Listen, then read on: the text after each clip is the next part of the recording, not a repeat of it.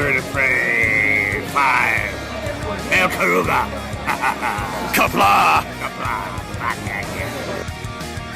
I'm going to take this opportunity, however, to suggest that we all hail Karuga.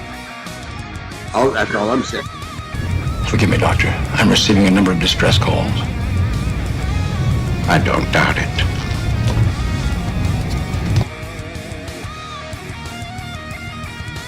Y'all remember to tip your waitresses. Have a mighty fine night. If you come in peace, surrender or be destroyed. If you're here to make war, we surrender. Both good. The important thing is I'm meeting new people. When the appointed hour arrives, the Marauders will deactivate their cloaking devices and begin transporting Klingon shock troops directly to the landing zone. Landing zone? Where? Tell me. Why not? Your feeble weapons will be useless against us. We will kill all your males and take your females to mate with. All right. Now the Federation's taking over, whether you like it or not. You people, you've been running this planet like a piecework factory. From now on, it's going to be under one roof. You're going to run it like a business. And that means you're going to make a profit. Look at these 3 words written larger than the rest, with a special pride never written before or since. Tall words, proudly saying, "We the people."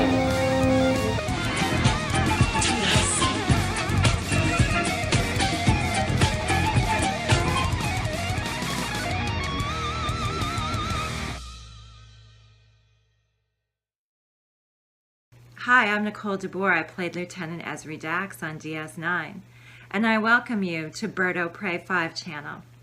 Hail Karoga. Hello world, it's Bird of Prey 5 Cuplaw.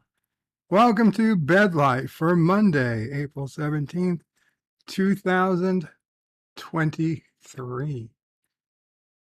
And thank you so much, John Araki, who hit us with a $1 super chat before the stream even began. Thank you, John Araki. Also first in the chat was John Araki with Uno A, which I believe is a, like the Enterprise A. Welcome. Thank you, John. Not Ryan Johnson says hello in Kapla. Hail Karoga. Hail Karoga. Professor Brainy Specs says, when will Bird be on time? Not today. He's too late already. Of course, Professor Brainy Specs, highly suspect person as a librarian. Hard to trust. Hard to trust your neighborhood librarian. You know, not a lot of people know, but your local neighborhood librarian, if and when the government ever becomes completely tyrannical, they have entrusted local librarians to be the tattletales of the neighborhoods. Your local librarians will be the ones trusted to report you to the government for wrong speak. If you appear to be too happy, you're smiling too much, they'll be like, hey, this person is not being oppressed enough. They'll be the ones reporting to their library overlords that will report to their supervisors, and eventually it'll get back all the way to the IRS and the White House, and they will set you straight. So it's perfectly fine to befriend people like Professor Brainy Specs now, but when the revolution comes, just beware. Beware. Richie Poole says, Kapla, Kapla, Richie. And he says, what the hell is 2A day? I think you know what it is, Richie. Today is 2A day. Professor Brainy Specs says 2A day is an American holiday celebrated in honor of the Second Amendment to the Constitution of the United States of America. You see that? How Professor Brainy Specs, he knows what the day is, but he's also wants to hear of anybody who celebrates it, because they're going to make a list. Captain Fandom Nerd says, I never heard of 2A Day ever. See, that's what you want to say, Captain. Nobody's going to put you on a list for saying that. Professor says, but now you have, Captain. And he says, interestingly enough, it was created by a woman, Deborah Lane. Oh, wow. So Professor knew. How much research did you do into Deborah Lane, Professor? Captain Fandom Nerd says it still sounds like a stupid name. Professor says that's a matter of opinion. And Yitza Lemon says, well, it was a woman who invented it. So enough said. Oh, come on. That's just what they want us to think. I'm sure her husband thought of it, but thought better of it and said, well, if I let my wife take the credit, it'll be a lot harder for somebody to cancel this holiday. Professor Brainy Specs says hello to Yitza, who says hello back. Captain Phantom Nerd says blah, blah, blah day is better day. Captain blah, blah, blah day is Tuesday. I don't know. It sounds like a Tuesday. Professor Brainy Specs says, again, it's a matter of opinion. He says, but I'm sure since blah, blah, blah is the national anthem of Bunnyland, Cinnabon would agree with you. Blah, blah, blah is the national anthem of Bunnyland? I did not know. And perhaps Deej as well, says Professor. Captain says 2A Day sounds like an Alcoholics Anonymous day or a dyslexic bingo game. Fair enough, Captain. Professor says, I think it's a perfectly good abbreviation of the Second Amendment, but your mileage will vary. And Professor says, finally, after being hours late, Bird is starting to stream. Welcome. Thank you again, Professor. Yvette says, good evening, Bird and everyone. Good evening to the lovely Yvette. Professor Brainy Specs says, hey to Yvette. Yvette says, hey back. And Professor Brainy Specs says, the best Dax. I assume that was when Esri Dax. Bless the screen, Nicole DeBoer. Could you imagine if Nicole DeBoer is in the final episode of Picard? What would we do? What would we do? I guess I might have a new screen if Nicole DeBoer is in episode 10 of Picard and she says, "Hail Karoga," then I guess I will have to give it a perfect 10. They were right all along. Dave Cullen, Nerdrotic, they had been right all along. Picard was a perfect 10. Josh reads his Bird, why did SpaceX use 90% parts made in Karoga to build the Starship? Listen, we had lots of leftover parts from our moon program, so we were able to supply them to Elon Musk on the cheap. So he got a good deal. Okay, he's got a rocket that looks like a rocket.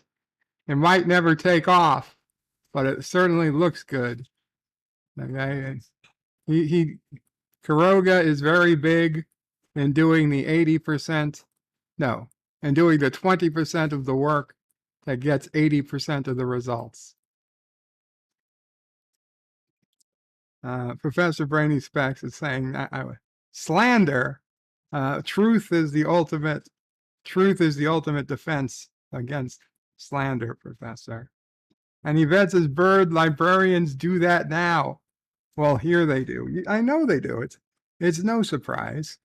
It's no secret. And LDG at hashtag free the net threw out a gifted membership. Thank you, LDG. And Josh Street. Josh Street was the lucky recipient to a free channel membership from LDG. Thank you so much, LDG, and welcome back, Josh Street.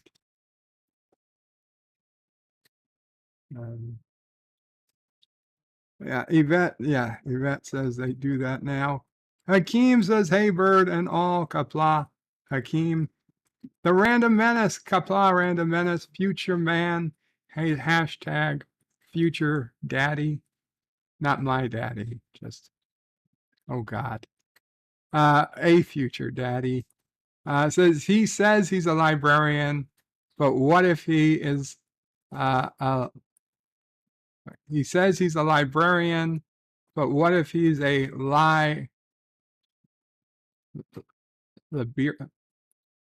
Liberian? Oh my God, a Liberian. That would be, yes.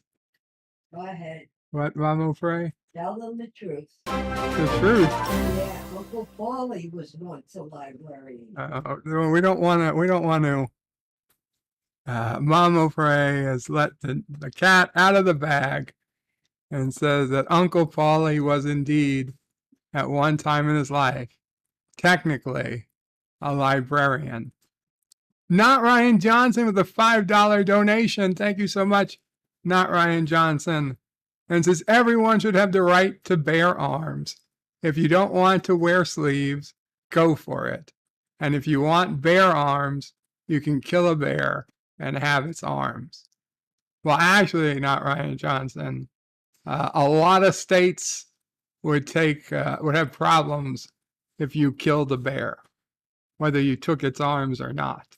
Something about being protected species, hunting laws, and you just can't go out and kill a bear anymore. Oh, but you can go out and kill a person. Well, I mean, if you kill a person, you have to say you were standing your ground, or Not in New York. Depends. You get anything. Well, that's true. That's true. New York, it depends on if you manage to kill somebody without using a legal gun. Somehow you don't seem to get charged. But if you have a legal gun, then that's a serious crime. A serious crime.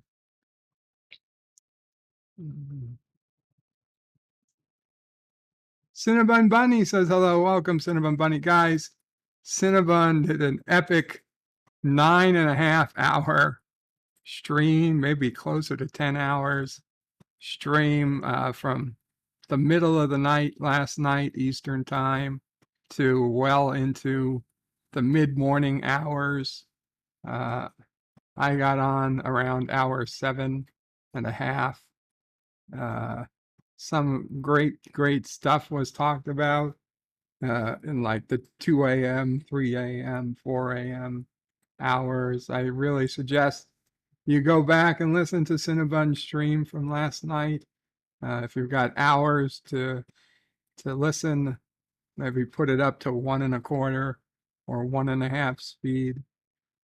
Some good stuff. I haven't even finished. I still have it paused. I went back to the beginning. Yvette says, being English, I haven't a clue what 2A is. I do know what it means in an equation.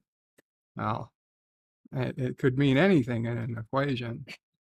The Random Menace is 2A Day. Sounds like the celebration of batteries. That would be AA Day, but that could also be Alcoholics Anonymous Day. That was pointed out earlier. No, indeed, the 2A is short for the Second Amendment. Now, today was not the day the Second Amendment was ratified or anything. It appears to just be a random day somebody picked to celebrate the Second Amendment. but we'll get to that in a few minutes when we go through the days of today. And Yvette with a £2 sterling super chat. Thank you so much. The lovely Yvette says, fingers crossed for Kissing Dax for you all. And a kiss, I guess. And instead we get Captain Kirk yelling, Khan! Khan! Thank you, Yvette.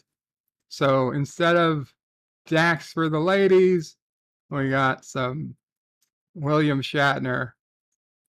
Wait. Instead of some Dax for the guys, we got some William Shatner for the ladies.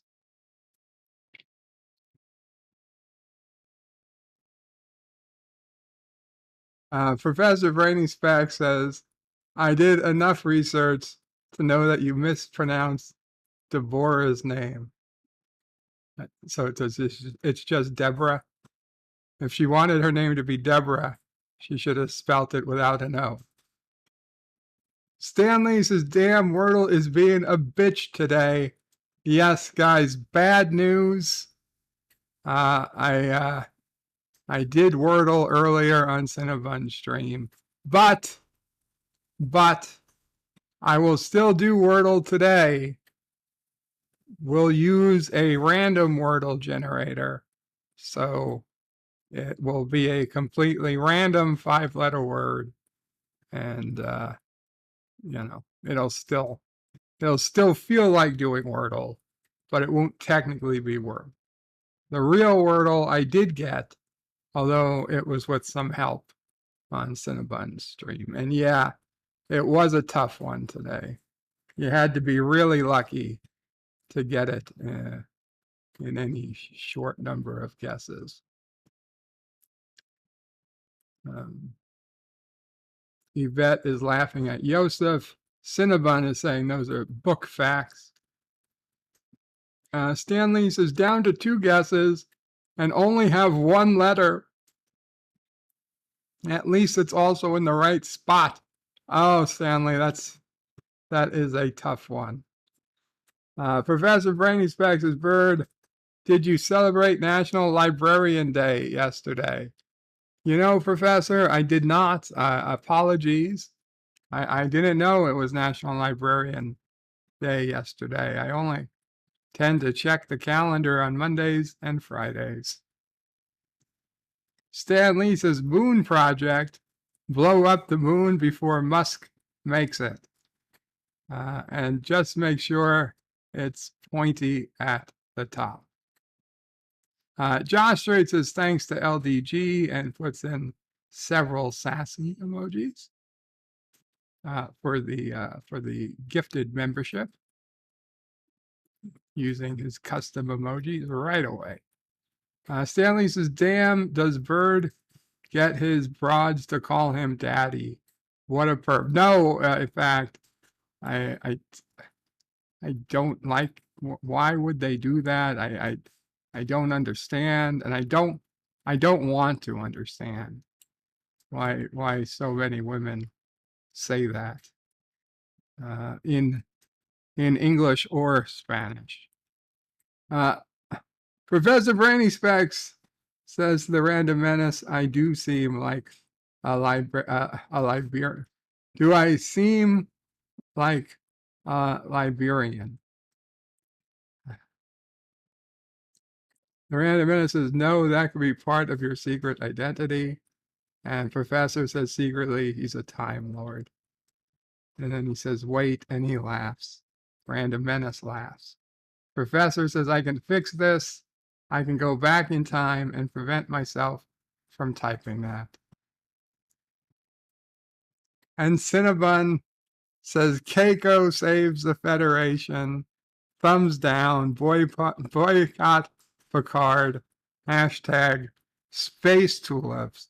Yes, on Cinnabon's stream this morning, we figured out how Picard episode 10 is going to end. There's going to be a final cameo by Keiko O'Brien. Keiko O'Brien was in her arboretum.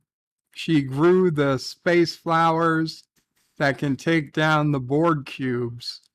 And so in the final episode, they're going to see Keiko is going to come to the rescue. Her giant space flowers are going to rise from Earth and take out the Borg cubes and save the Federation.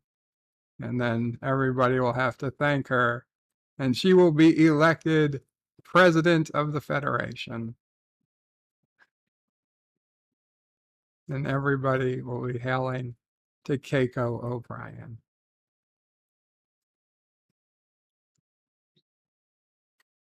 Professor Brainy Speck says, actually, that wasn't Captain Kirk. That was Admiral Kirk. See, this is why nobody likes a librarian, Professor. I'm kidding. I'm kidding.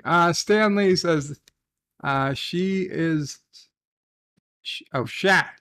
Shat is sexy. If you say so. Professor says, and Bird calls himself a Star Trek fan. Professor says, wait, he always says Star Trek. That explains it. Stanley says, yeah, I can't even figure out a word with letters I have left. And John Araki with $1 super chat. Thank you so much, John Araki. Yes, Stan, it's a tough one today. I don't know what to tell you. Stanley says, just got Wordle. Didn't even think my guess was a real word. Well, congratulations, Stanley. You did it. You did it. Okay. And John Araki says, spoiler, Jack Black and Lizzo make cameos next week in Picard as Borg drones. I know who Jack Black is. I don't know who Lizzo is. Lizzo, you know what? It doesn't matter. It doesn't matter. Stanley says, thought that word was just slang. Yeah. Yeah, I could see that. Okay.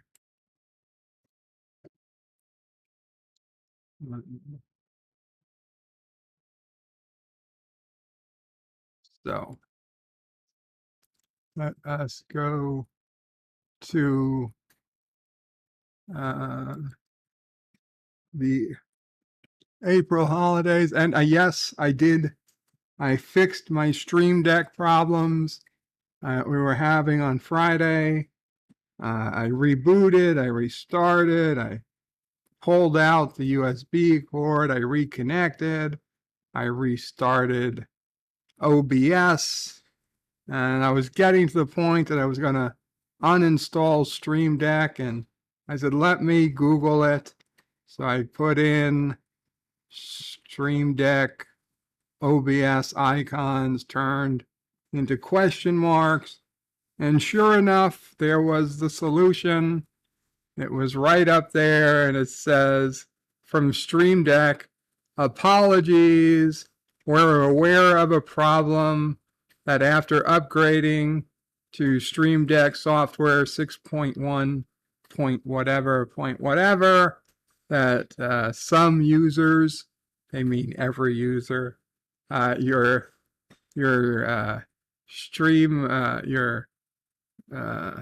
Streamlabs OBS Studio or whatever it's called, your OBS Studio icons are gone. It says we are working on a fix, but in the meantime, you can solve it by doing this extra step. And I clicked on it, and it basically, you have to re-download the OBS plugin for Stream Deck. And sure enough, that was it. In fact, the OBS plugin was just gone. Now, I don't remember getting an update that the Stream Deck was upgrading, but it was the first time I rebooted my computer in several weeks. So it's quite possible that I had upgraded OBS Stream Deck and never completed the upgrade, the reboot. So it took till the reboot for this problem to come up. Basically, it was all bullshit. It's something they should have fixed weeks ago, but if anybody has a Stream Deck and OBS and you reboot it and you make that upgrade, it's very possible you'll run into the same issue. It's a quick solve. If you Google that, they have a link. You can re-download the Stream Deck plugin. And luckily, all your saved links are there. As soon as you download the plugin, everything just comes back. You restart the software and you're all set. So we can change scenes again with Stream Deck. So, April 17th holidays, International Haiku Poetry Day, the favorite poem of the middle school and high school. And like, oh, your teacher assigns you got to write a poem. I'll write a haiku because it's just 3 lines. Anybody can write a haiku. At least I've always found it to be fairly easy to write a haiku. They don't even have to make sense. They just have to be 5, 7, 5 syllables. National Cheese Ball Day, which looks delicious, but I've never actually heard of a cheese ball. All your favorite party flavors rolled into one compact package. I am much more of a fan of cheese sticks, be they like Polly-O string cheese or the much better fried variety of like fried mozzarella sticks. We used to have such delicious mozzarella sticks. Now they're all garbage, but still the olden days of delicious mozzarella sticks. Antiderivative Jill, Kapla Antiderivative Jill, Antiderivative Jill has a new avatar out there. If you see her on other streams, she's got a new avatar, but she still has her original avatar on this stream, so that's cool. And Antiderivative Jill says, I hate to like and run, but I love this channel. Oh, thank you so much, Antiderivative Jill. And I hope if you mean run, you have a safe run. If you mean run that you've got to drive, you have a safe drive. Or if you just are busy, you are safe at whatever you do. Thank you so much. And I appreciate the like. 47 Yorktown says hello, young sir. And the Traveler uses his 30-month Karogan Orphan Super Chat. Says, greetings, birds, salty turds, and nerds. Hail, Karoga. Hail to you, Traveler. Hail to you.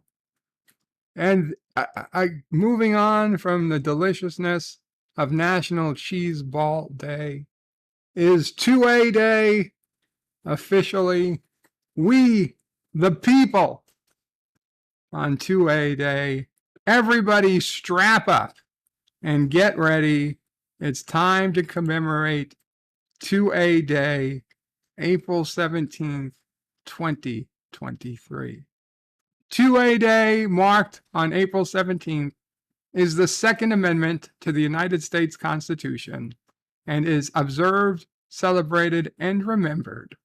This national holiday honors the Founding Fathers' foresight in enshrining the rights of American people as represented in the Second Amendment.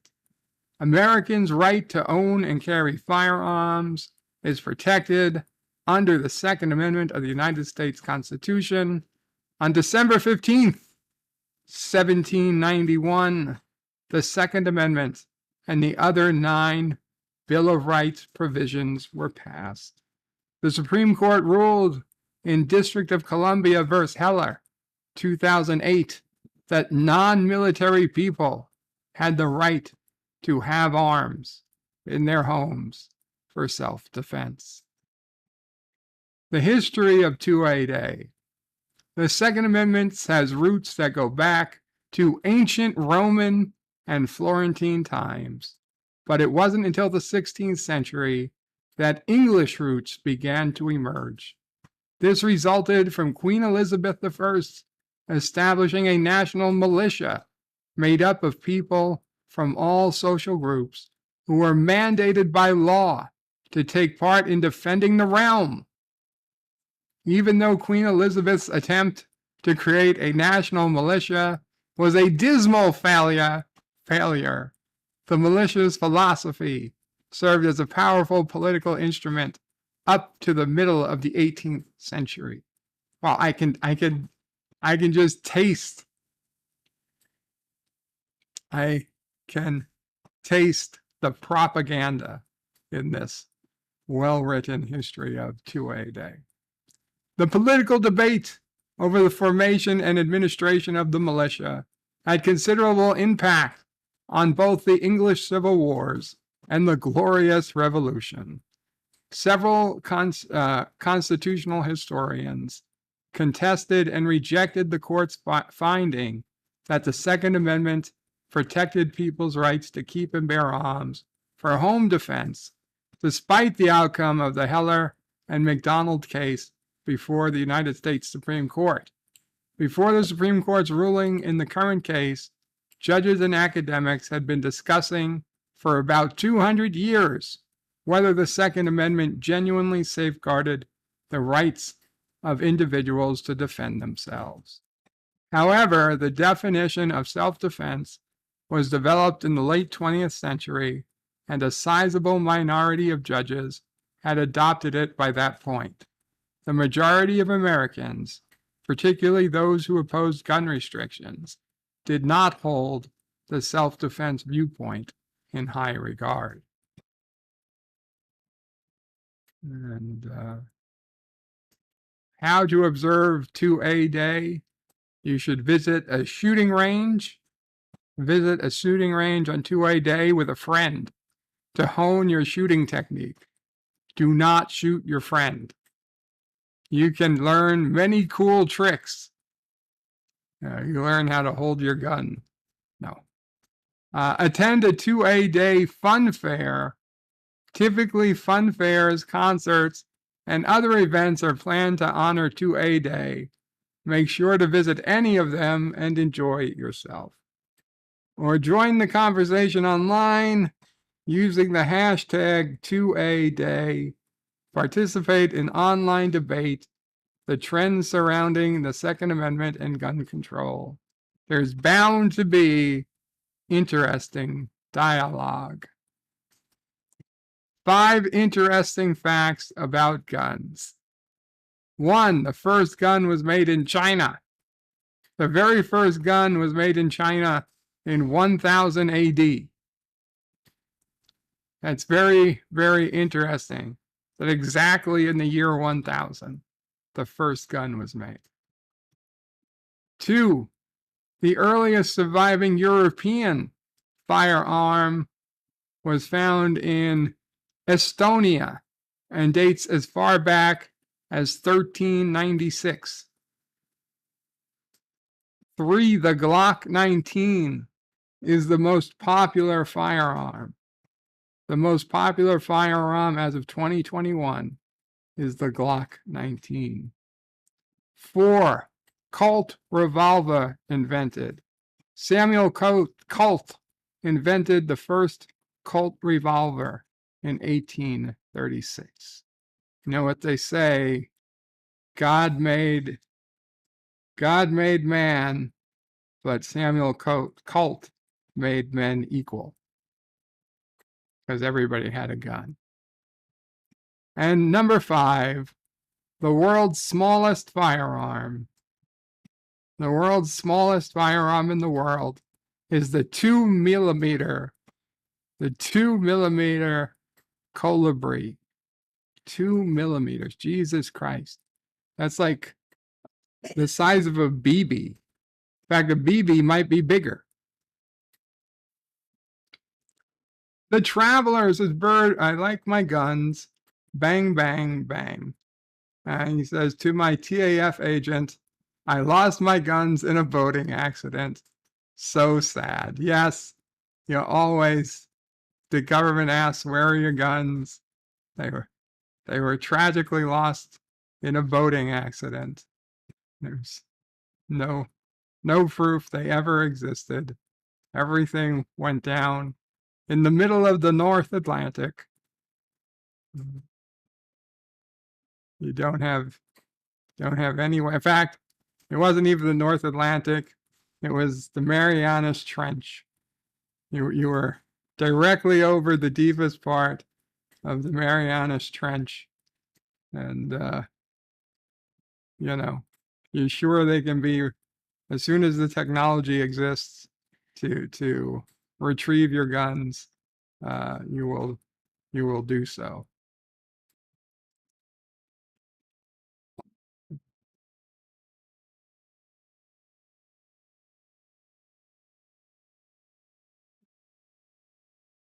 Stanley says Lizzo was Jack Black's wife in the Mandalorian episode. And Miranda Meta says Lizzo Minnello. Minnello?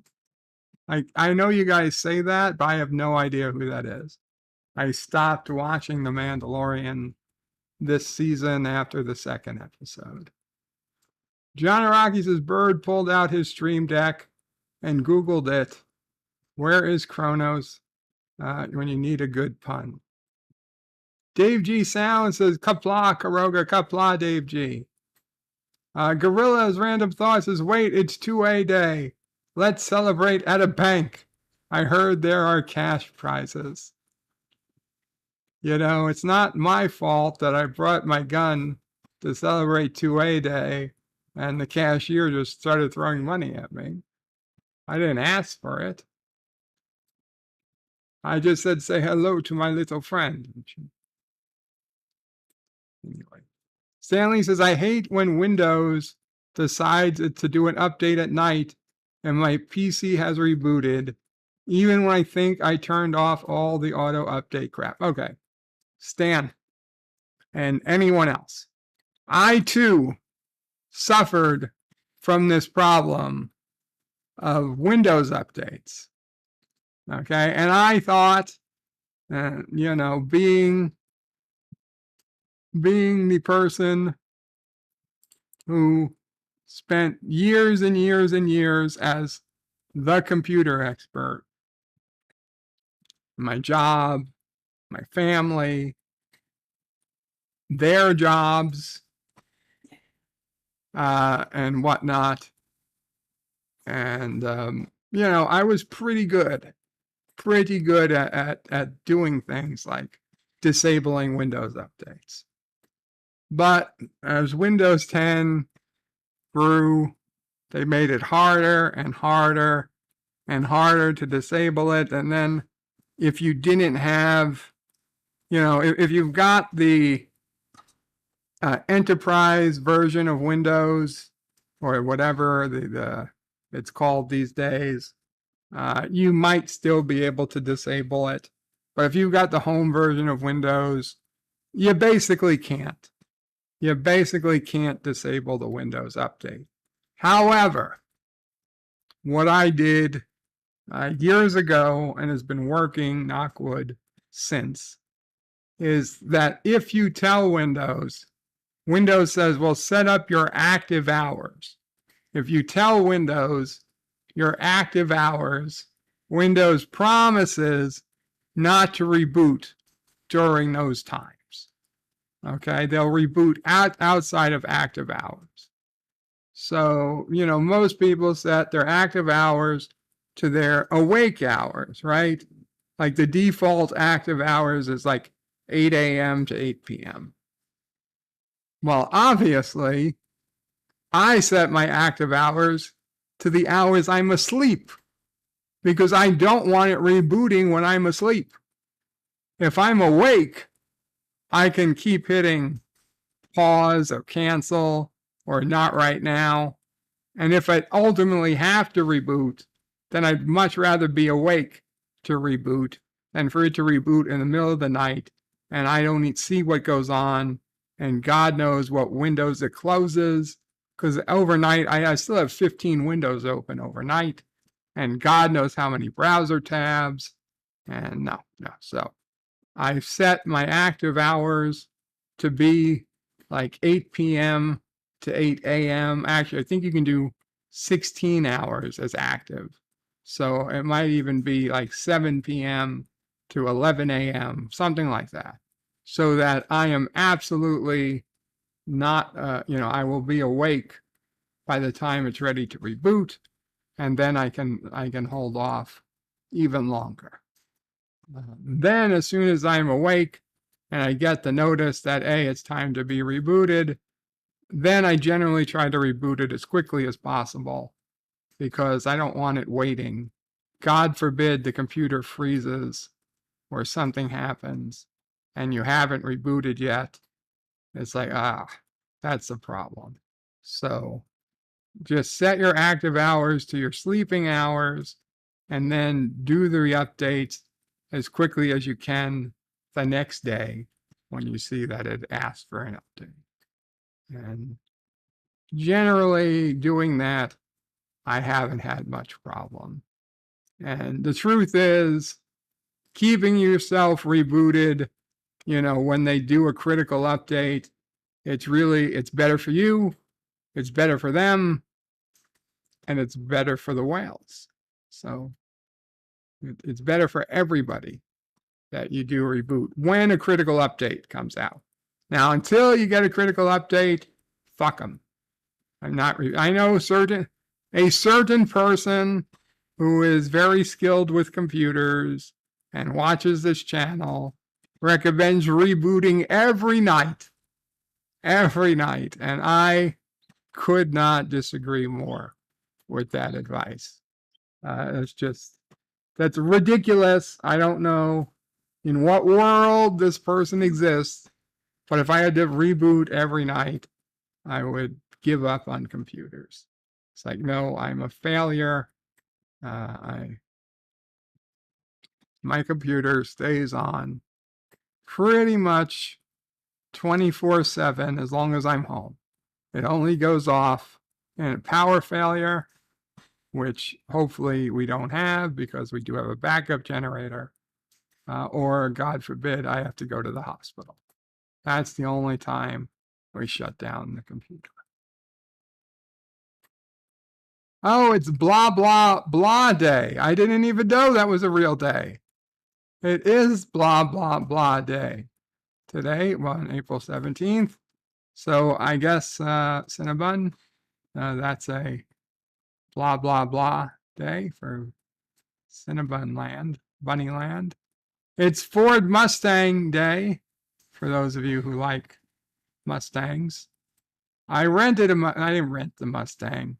Hertz Rental Car gave me a Mustang once. It wasn't supposed to. I was supposed to have a Jeep, but we were on Hawaii, and there weren't a lot of different cars to go around.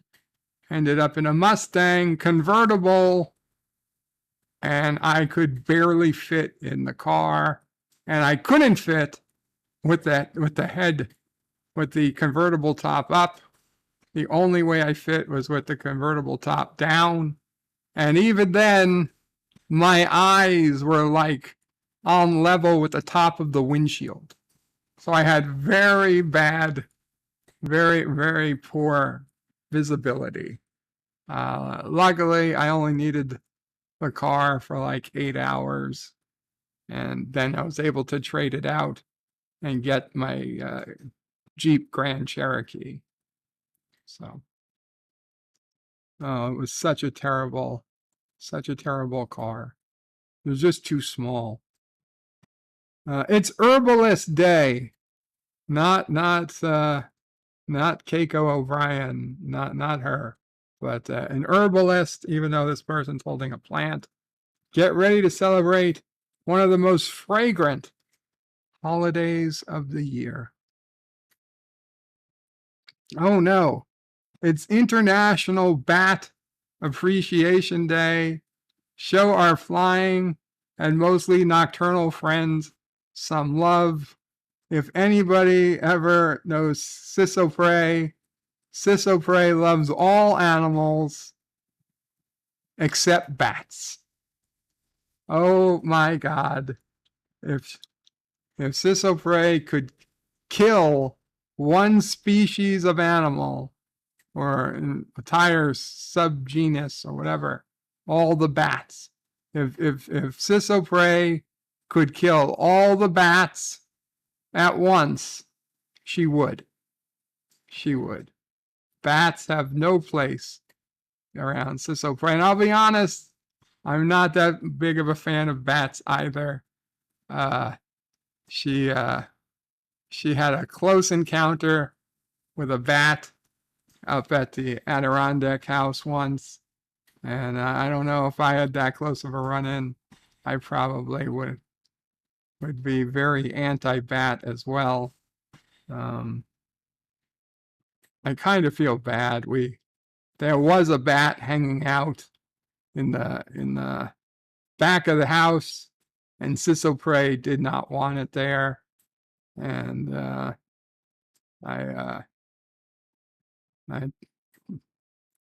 did something I wasn't proud of, but the bat, I believe, survived.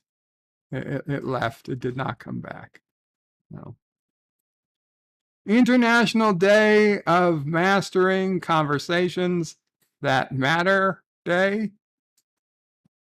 A good conversation is not just about expressing one's ideas, but also listening to others' ideas. Well, obviously, that person has never listened to LDG. Landing of the 33 Patriots Day. Today is the landing of 33 Patriots Day. Make the perfect tribute to their ultimate sacrifice. I've never heard of the 33 Patriots.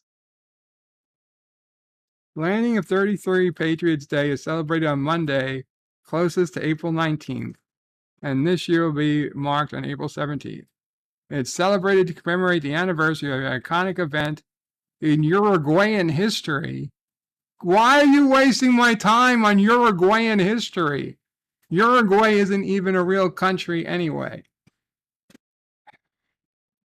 It's on this day, the military group 33, I don't even think I can say that word, it's racist. 33 Orientals crossed the river to put their flag in the war-torn region in Brazil and assert its dominance over the region. Today, it's marked as a federal holiday in the country. Traditionally, the day was celebrated on April 19th, but this has since changed. Yeah, okay. Well, when we move to Uruguay, we'll care more about it. Lalayat al-Qadar. Learn why Muslims busy themselves in worship and seek repentance on this Ramadan night. Malbec World Day, is that how you pronounce it? Malbec. It's time to get a taste of Argentina's wine heritage on Malbec World Day.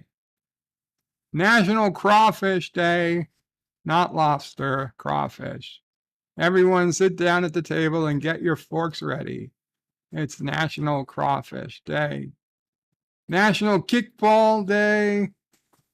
Remember, we used to play kickball in the gymnasium in elementary school and middle school. And no, I was no good at kickball either. Although I guess I was better at kickball than baseball.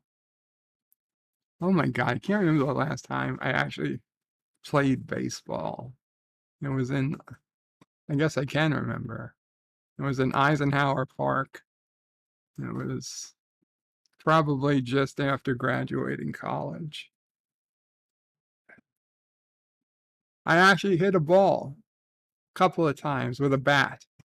I did at least as good as Rom did. Everything I knew about baseball, I learned from Deep Space Nine. That was a joke. Actually, yeah, we should talk about the Shuttle Pod podcast. They had Ira Stephen Bear on recently. I've got the feeling that Ira is working on a Star Trek project, and I have that feeling because they did not ask him a single question about what he thought about New Trek.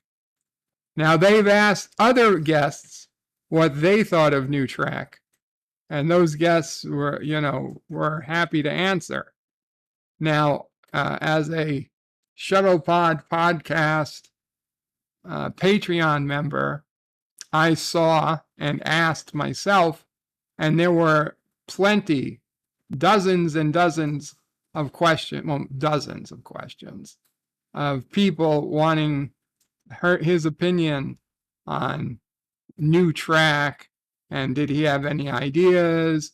What did they think of how they Alex Kurtzman interpreted Section 31?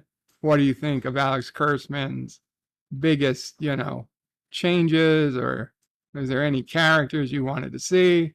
And they did not ask him a single question that would have forced him to badmouth or in any way talk down about New Trek, or even talk up New Trek. In fact, they basically, if you look all the questions they asked him, you wouldn't think anybody was still even making Star Trek. So the only reason I can think is that he said, listen, I can't talk about New Trek because, I have an NDA or something. So I highly believe that, and it doesn't mean that anything's going to come of it, but I do believe that there at least have been discussions of bringing Ira Stephen Bear into New Trek somehow. Unfortunately, that would probably mean under secret hideout.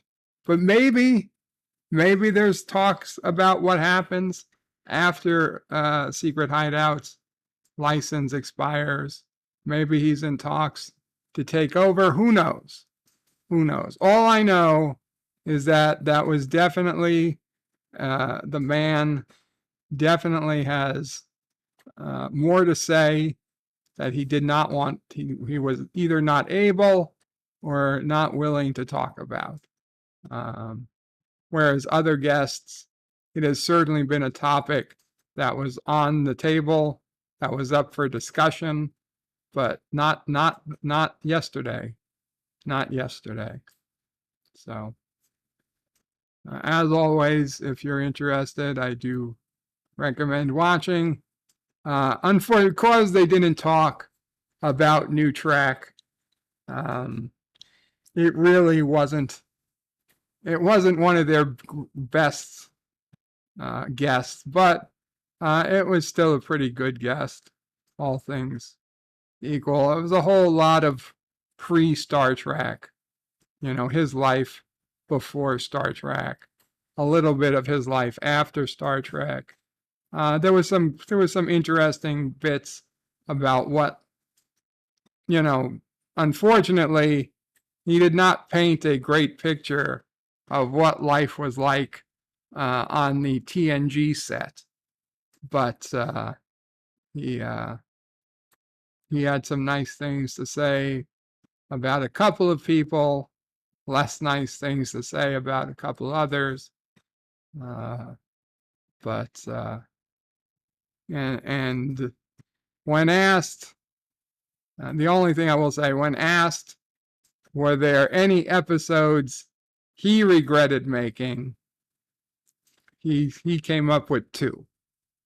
Neither of them was Move Along Home. Neither was Move Along Home. His 2 biggest regrets episodes were, I think it was He Who Is Without Sin, the episode where Worf and Dax go to Risa, and Bashir and Lita and Quark tag along. and Worf decides to basically become like a terrorist and take over the Risa weather machine. He was like, yeah, that was a terrible episode. He shouldn't have done that. And Prophet and Lace, where Quark transitions to a woman, and it's played for laughs. That he was told that this was something that was funny on paper, but it wasn't going to be funny years later, and he realizes it now. Although, to be honest, I have no problem with Prophet and Lace. I think it was funny then, and I think it's perfectly funny now. I certainly wasn't the best of Deep Space Nine, but I think he just he feels like I think he wants to protect himself. That he doesn't want to he doesn't want to be canceled for making a joke out of something that's frankly taken a lot more seriously today than it was at the time. April 17th is also There's Nothing Like a Dame Day. I feel like that's a trap. The day celebrates the dames, in this case, the actresses of yesteryears. It's World Circus Day, World Hemophilia Day. It's not a day you want to be part of. Be part of the worldwide effort to speak out on hemophilia and create change. I don't know that speaking out is what needs to be done. And it's Yom HaShoma. Yom HaSho. Yom Hash. Yom Hash O. Oa? It's Yom HaShoah. Yom HaShoah brings with it the garlands of determination and strength amidst tales of suffering. It sounds like an interesting holiday, but yeah. Okay, let's check the chat. Let's check the chat.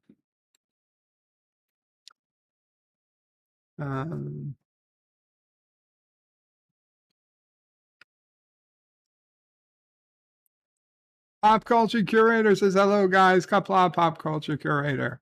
Says, Kapla Bird, hope you are doing well. I hope you are doing well, Pop Culture Curator. Yeah, Pop, we heard about your medical issues. I do hope you're feeling better. Moxley fans says, Bird, Kapla Bird, hope you and the family are doing well today. You too, Moxley. You too. Yitza Lemon says, or just go to Chicago and shoot whatever you want. Moxley says, I don't doubt it.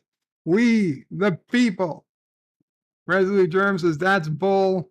It was never in question until former Confederates started manipulating it to keep guns from free slaves. It's very possible. Stanley says, do they teach how to do gun spin holstering move? They might. Hakeem says, everything else is made in China, so it's not a surprise, lol. Yitza says, this is my rifle, this is my gun, this is for shooting, this is for fun. Sound off. Stanley says, that must feel like a bee sting at 2 millimeters. Yeah, I don't get it. An actual bullet with, would it even have enough kinetic energy to pierce the skin? The Traveler says airsoft BBs are 2 millimeters. Yeah, and probably regular metal BBs are 2 millimeters. And you see, a 2 millimeter metal BB in a spring-loaded gun generally won't break the skin. And I'm sorry to say, Mama Pray here, that yes, I've shot metal BBs friends before, and they've shot metal BBs at me. And I tested, would this break the skin by shooting myself at point blank range with a spring-loaded BB gun and through my shirt, like in my arm, through my shirt. And I said, if this doesn't break my own skin at point blank range and through my clothes, and I was pretty certain it wouldn't, then I would felt safe enough shooting at my friends who would be further away than point blank range. Presumably it wouldn't go through their clothes either. And yeah, it didn't. It didn't. It hurt. Oh, don't get me wrong. It stung, but it didn't go through the skin. Okay, so I guess what I probably did was first try it through my clothes without my skin behind it, and it didn't go through. So then I tried it with my skin behind it, and it hurt, but it still didn't go through. So then I was felt pretty safe. And yeah, that said, don't do it because, you know, eye protection, we didn't have any. We did not have any. However, the same BB, if shot through an air-pumped rifle, oh yeah, that will go through your skin, your clothes. It might go out the other side. Don't do it. It's very much dependent. I mean, the spring-loaded handgun, like you just see the BB go, and it doesn't even go in a flat, like it doesn't even travel a flat line. Like you just see it go boop, and it goes down, and within 15 or 20 feet, it hit the floor. But with a pump action rifle, that same BB would go 200 yards before hitting the ground. So yeah, big difference. Big difference. And the airsoft ones, well, of course, those are fine. Those are meant to shoot at people. Although you can still shoot your eye out. The Random Menaces isn't the second for protection against government. The one with drones and missiles. Well, yes, Random Menace, in fact, it is. And it's still better to have that than no protection. Resolute says, wow, Bird watched 2 episodes of Star Wars. It must have been really good for him to watch that long. I watched the first 2 seasons of The Mandalorian. I did. I was okay with The Mandalorian. I watched the first 2 seasons, and then I watched whatever that Boba Fett was. But the 3rd season of The Mandalorian, once Baby Yoda was back, and it was just going to be, I could tell, it was just going to be, oh, we've got to go on a mission. Oh, before we can go on that mission, we need to go on this side mission, and then another side mission. And I was like, okay, guys, you had me. You had me. I was giving it a try, but this is bullshit. I'm done. I checked out, and I stopped. The Traveler says, Bird of Prey, it's mandatory for all fighting age people to have arms in Karoga to defend you from those that would harm you. It's absolutely true, Traveler. That is the law in Karoga, as it had been the law in the United States for a time. You are legally required to have your own arms in Karoga to defend yourself as needed. Low Specs Linux laptop is in the house. Kapla. Stanley says, yeah, I have to sign into all my websites again. Remember passwords for Google and Microsoft. Oh, it's terrible. Hakeem says, I had to set my PC to a metered internet connection so it doesn't update until I do it. Oh, that's another great way. Stanley says it's impossible to disable unless you disable internet when you're not using the PC. Low Specs Linux laptop says, I sure don't miss fighting Windows. I'm sure. Yeah, well, that's one of the advantages to having a low specs Linux laptop. And if you have a high specs machine, it's still good to have a Linux laptop. Stanley says smart and says, yeah, I think if I did set it, I would set it for like 3 or 4 a.m. Yeah, you set your hours to never update to be the hours that you're asleep. You're always asleep. And I say, but if you're awake, you can cancel. Absolutely. The random menace is the problem with Windows Update is the update will install itself in the background and the restart only enforces the implementation, and the updates tend to be BS and force you to reboot. Yitza says the longer you don't reboot after the update, like Joseph says, the more things stop working. Exactly. Exactly. That's why once it says to reboot, I do the reboot as soon as possible. But still, that means when I'm awake, I don't want it rebooting overnight. Okay, I want to close my programs. I want to save my files. I want to close the applications, the web browsers. I don't want it trying to restart them and then it reboots. Half the things don't reopen and I'm not even sure what the fuck happened. Stanley says randomness, yeah, hate when you boot and it's Windows decides it needs to do 10 minutes of updates. 10 minutes wouldn't be too bad. Resolute Germ says, for the love of God, let your computer rest every now and then. No. It's very happy. It rests when I rest. Okay, but it doesn't mean it has to be off. Hakeem says the only benefit I see to rebooting every night is to clear your RAM if you have less than 16 gigabytes. Stanley says Hertz rents a racer. Oh.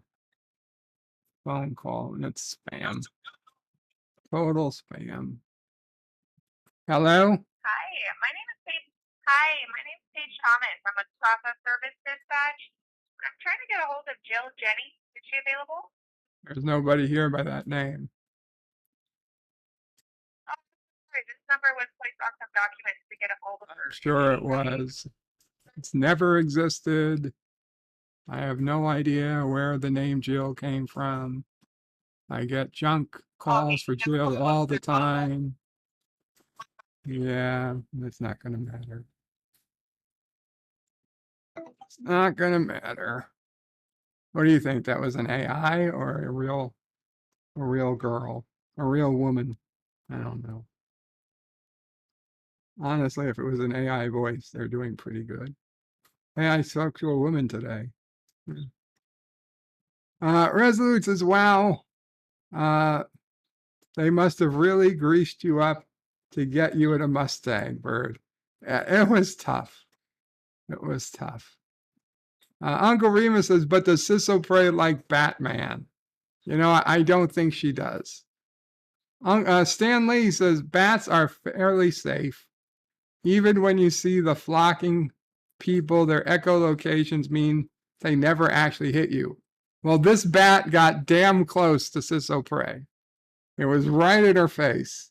She came out of the house in the middle of the night, like 2 a.m. They had got into the house. They were bringing their luggage into the house. And at like 2 in the morning, she goes on the porch to bring in a suitcase. And there's this, like, she claimed this bat had like a 3-foot wingspan. Right up in her face. Resolute says Bird used chemical warfare on a bat. No, I didn't use chemical warfare. I used one of those BB guns that you had to pump up really hard. LDG with a $5 super chat. Thank you so much, LDG. Says if you want to know how to turn off Windows updates completely, I know someone. Facepalm. No, it doesn't work. It doesn't work. And I don't want to turn it off completely. Okay, that's the problem. I don't want to turn it off completely because I still need Windows updates.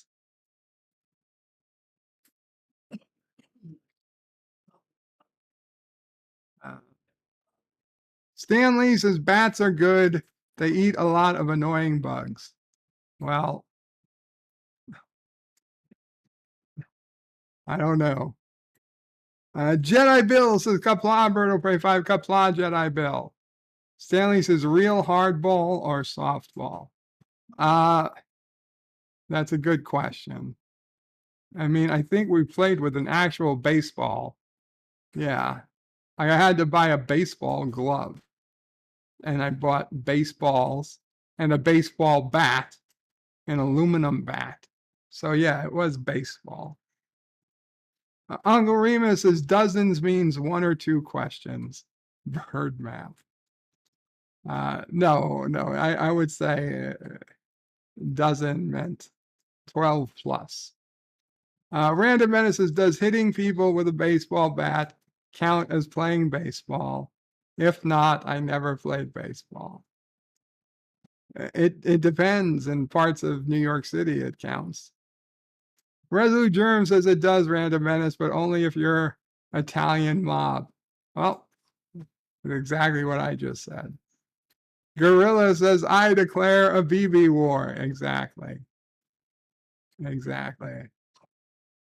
I tell you, what's not cool is shooting your friend with a potato gun. I got very close to being hit with a potato gun. In a house.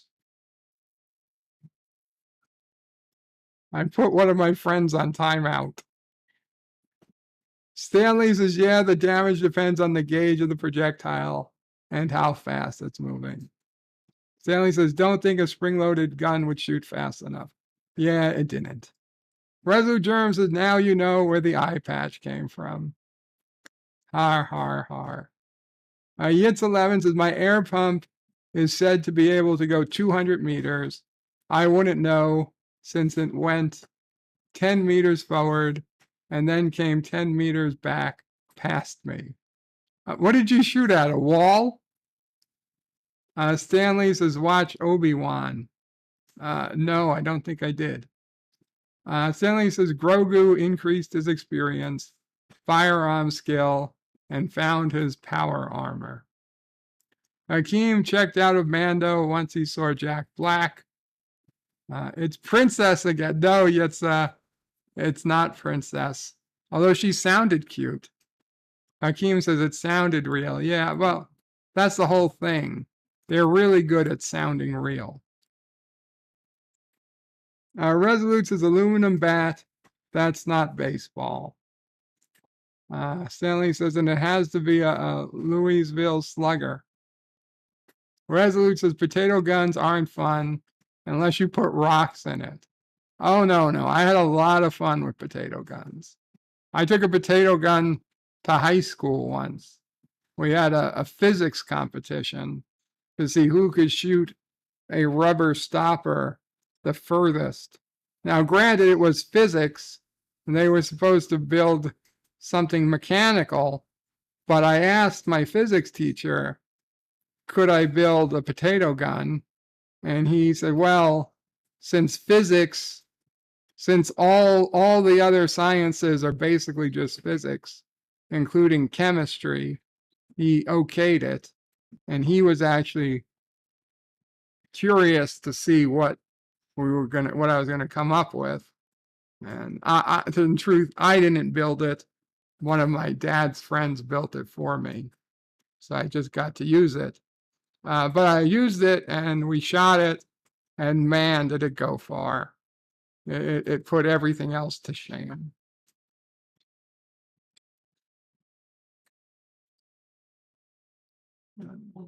Yitza says, yes, a concrete fence, but I was aiming for the apple on the bench in front of it. Deej says, howdy all. Hey, Deej. And Deej puts in Sissofrey emojis. Welcome, Deej. So, Deej, we learned earlier in the chat today that Sissopray hates bats, the flying kind. So, if you're ever near Sissopray, keep the bats away. Yitzhak says, I had a few weeks where I had to talk to someone who had the softest voice I ever heard. It was orgasmic for the ears, as if you were listening to pillows. Wow. Yitzhak says, the day she said it was over, I openly proclaimed my sorrow for about having to miss out. Oh, sorry about that, Yitzhak. Resolute says, we tried something like that in the school. It didn't end well. The cops were very upset. Well, we had the fortune of having a halfway professional, not professional, but probably the very nicest football field in all of New York City, high school football field in all of New York City, literally next door to the school. Now, the thing was, I went to Edward R. Murrow High School, but the football field that was adjacent to the school, Edward R. Murrow, was actually Midwood High School field. Midwood High School was like half a mile away. Why Midwood High School's football field was across the street from Edward R. Murrow, God only knows. I'm sure it's a mystery lost to time. But for whatever reason, Midwood, owned the field, but Murrow got to use it on a daily basis. The only time Midwood would be there was when they were actually playing a game. When they weren't, it was basically property of Murrow High School. We'd have gym outside, and teachers could take students there. And everybody in the neighborhood, you would think that, that field belongs to the high school next door. But the truth was, and the irony was, that my high school had no professional sports teams of any kind. The only professional team the school had was a chess team, and it had the most winningest chess team in all of New York City. But we had no sports teams. We had no football team. We had the nicest football field in all of New York City adjacent to the school, but it wasn't for us. It was for Midwood. And it even had a running track. It had a running track around the field, and it had grandstands, and beautiful, but not technically belonging to Murrow. Dr. Alex is Kaplan Bird of Prey. Hope you're doing well. Thank you, Dr. Alex. Dee says, so should I dress up like Batman around Sissopray? Gotcha. I don't know about that, Deej. Carlo Albanese puts in a soccer ball. Gorilla says, Deej will unleash the bat. Oh, God. While Sissopray is in a towel. Deej says, shh, not out loud, Gorilla. Want to make sure the towel drops. Carlos says, oh, you mean American football, not football. Soccer isn't a real sport, says Deej. Carlos says, soccer, what's that? Sounds made up. And Deej is putting in tennis balls. We didn't have a tennis team either. Yet says, is that the sport where you pretend to be hurt and roll on the grass?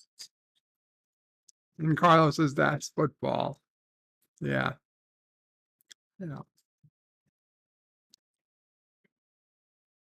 Dr. Alex says, Deej should always dress as Batman for everyone.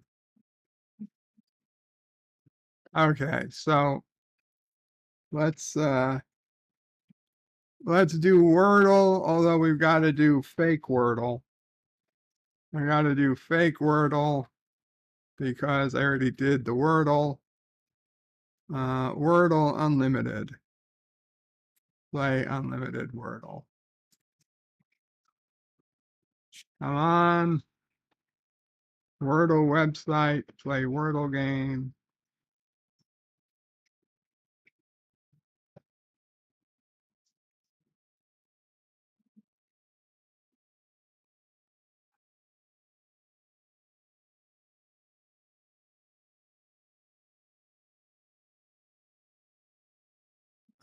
Okay. Okay, guys. Adi says, get to the Dear Bops. I sent one in today because my feelings was hurt. Okay, well, let me just do the Wordle real quick, Deej, and then we'll get to the Dear Bops. Carlos says, gutted starships didn't launch today. I guess it'll be on 420. Okay, somebody give me a 5-letter word to use for Wordle. Oofta? Is that a word?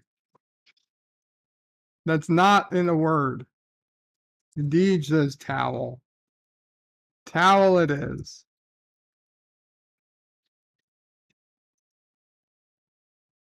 We have T and O in the wrong spot. Towel. Okay.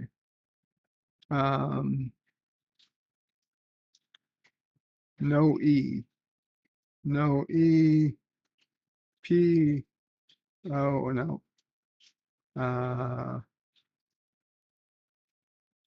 MOI.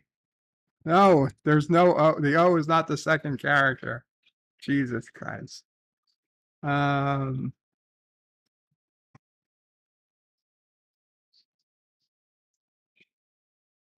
Shots. It could be. It could be.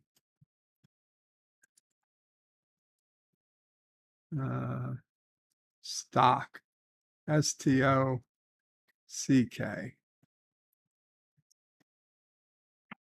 Okay, we have an S, and the T and the O are still not in the right spot. Don't have an S. Interesting. So, M.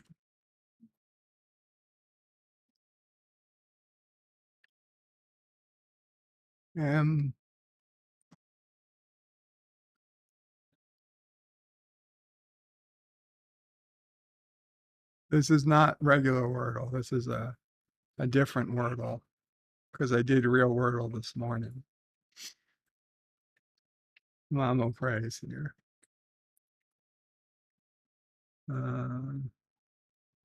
So we have OST, but okay. So it doesn't, the O is either the third or fourth letter or the first. ST, TS.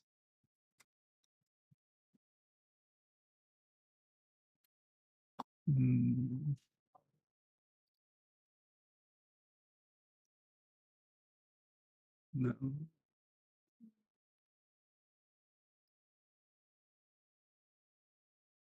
Let's see. Okay. AEIOU. That's RAI.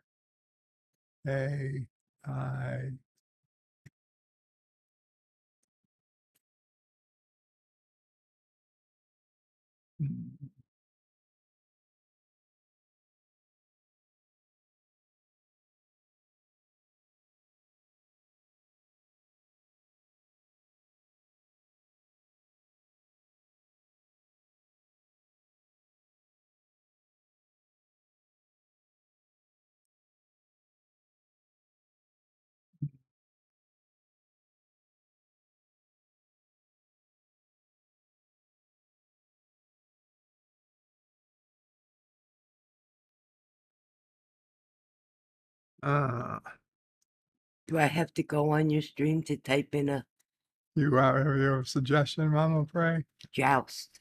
Joust? Yeah. Joust. Wow. Okay, it's not joust. How is this possible? I'm Mama Pray. I'm just saying we haven't gotten a letter in the right spot. Well, of course it wasn't joust. We knew O couldn't be. From the first one, tower. Oh, But thank you. I didn't see that. No, it's okay. I'm sorry. It's okay. But now you have 4 letters all So in the now we've wrong got 4 spot. letters all in the wrong spot. Okay, so we know O is not second or third. We know S is not first. And we know S is not fourth. So S is probably at the end. I guess we know T is not first, second, or last. So we have O and U. O and U, but they're not. Okay, so, and O is not first, it's not second, O is not third. So there's definitely not O and U together. It can't be O and U together. So O and U have to be separate. So U could be the second vowel, U, X, O, and S maybe. So T,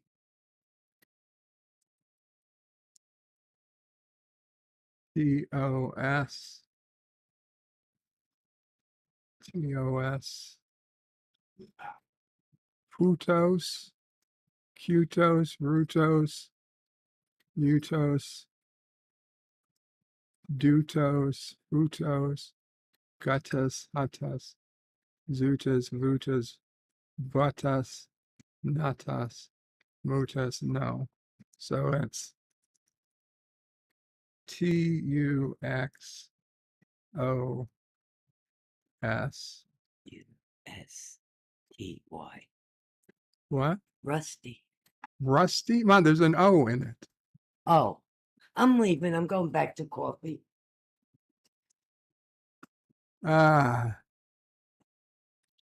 Turos, tutus, tupos, tussos, to-dos.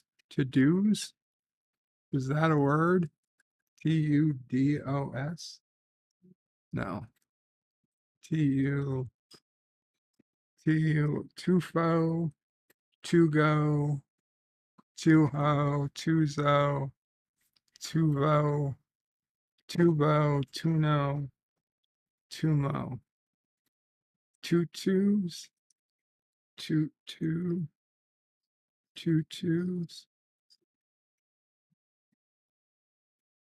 gusto. Thank you, Deej. Thank you, Deej. Okay. I don't know how long it would have taken to get that. Had I not peeked, it's kind of a cheat. It's kind of a cheat. Gorilla says it's Minnesotian. Carlos says, I wish I could spell like a pro. Deej suggested ghost. Random Menace said sport. And Deej says gusto, go for the gusto. Indy Tiger, Kapla, Indy Tiger. Guys, check out Indy Tiger. Indy Tiger did a great video. I think it was last night. And Indy Tiger, you now are a moderator, Indy Tiger. Feel free to put in your link to your video. Indy Tiger did a long video on TOS. Check it out when you get a chance. It was a goodie. I watched. I didn't get the whole thing, Indy. I got busy, but I watched a good part of it.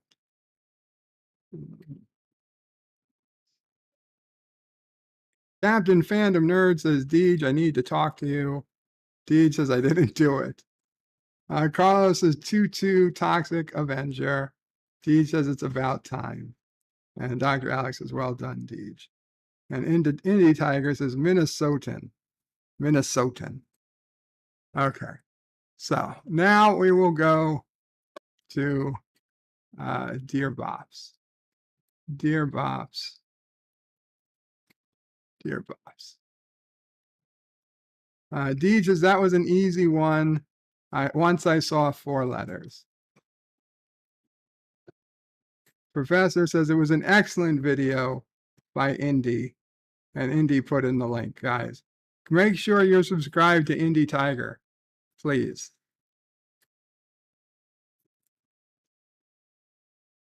You are welcome, Indy. Okay. First Dear Bop for the day says, Dear Bop, where do you get your glasses from? I need a new pair, but having bad luck with a few local places by me. That is a good question. I'll be honest, I went online, I believe, and said something like, online glasses, no exam. And I doubt it was this, but something like $39 glasses, buy prescription glasses.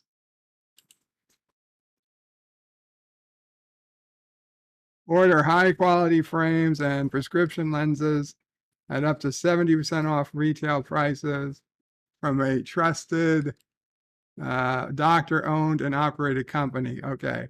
I don't know what company it was. It was years ago, but it was very much something like this. You do the test online or in your app.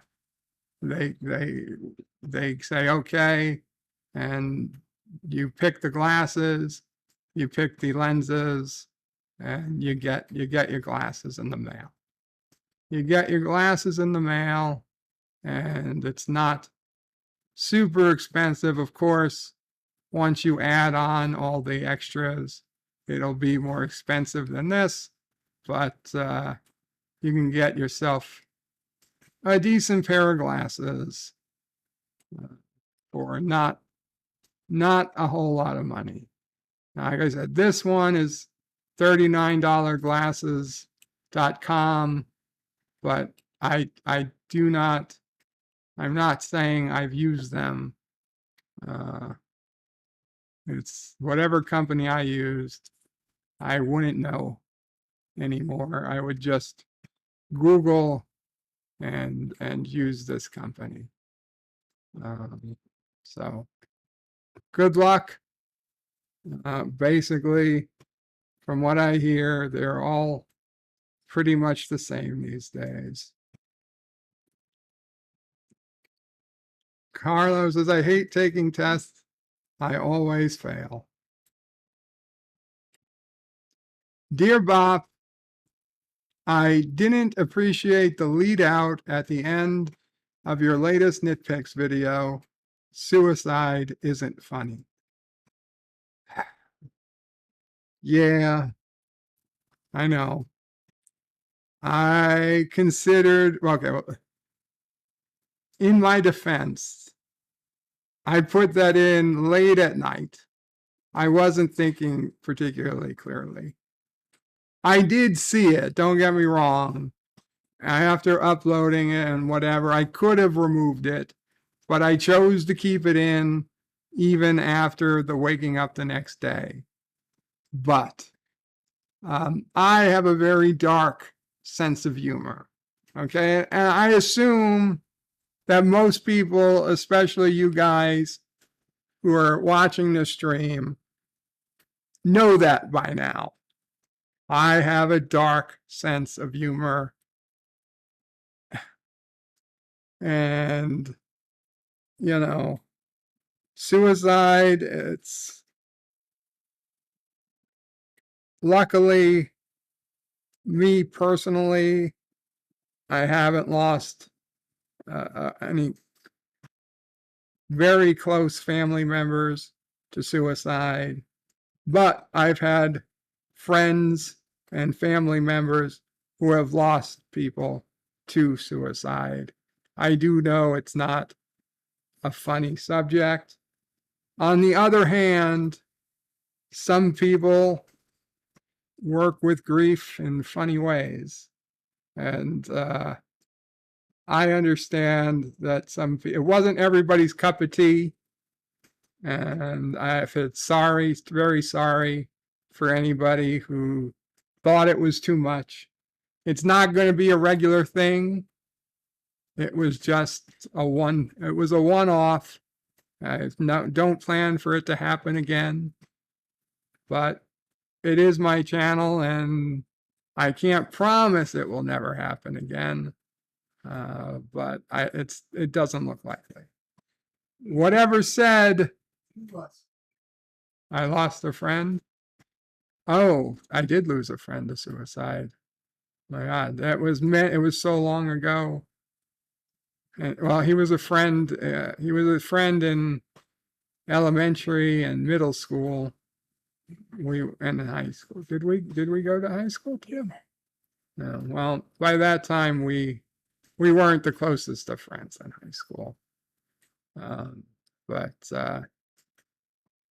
yeah, he did. That's right. He died.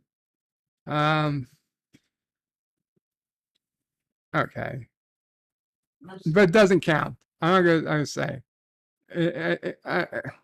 he was a friend I had as a child. He was a childhood friend.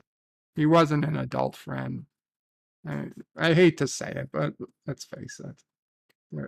There are friends and there are friends. You know, had he been alive, maybe we would have been adult friends. But he killed himself in his early 20s. His life diverged from mine, and unfortunately, most of the core group of friends. He started with the drugs, ended up getting a girl pregnant, much younger than the rest of my class started. He did have, as far as I know, he did have a child. Yeah. And she wouldn't let him see it. Yeah, so the woman he had the child with wouldn't let him see the child, and that supposedly, I mean, understand that we got the story from his parents, who are not exactly an unbiased source, but supposedly that's what set him off on the road that ultimately did what he did. The point being, the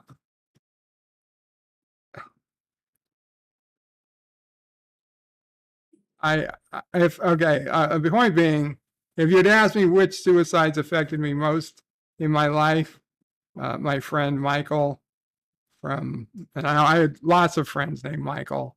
Like every other person I knew was named Michael. So I also have a friend named Michael who's very much alive, thankfully. But this particular Michael, unfortunately, he would be the third most. The two others, one was a family member whose loved one killed themselves. And the one that honestly most hit me hard was a friend of mine's wife's brother killed themselves. And we went to the funeral as friends of my friend, and I was not prepared for how hard that hit. The stories people told, it was so incredibly sad. It really hit me in the gut, and So when I hear about suicide, I generally go back to that. And I still just thought it was more funny. I thought it was a funny enough thing that it deserved to be told. And I get it. I do. Some people have told me they didn't care for it, and I get it. A lot of people in the video, however, also said that they laughed. They thought it was funny. So clearly it was mixed. Reviews were mixed. If you didn't enjoy it, I'm sorry. I'm not going to go into it. I'm not going to be doing, I have no plans to do more of them like that. But it is what it is. It was what it was.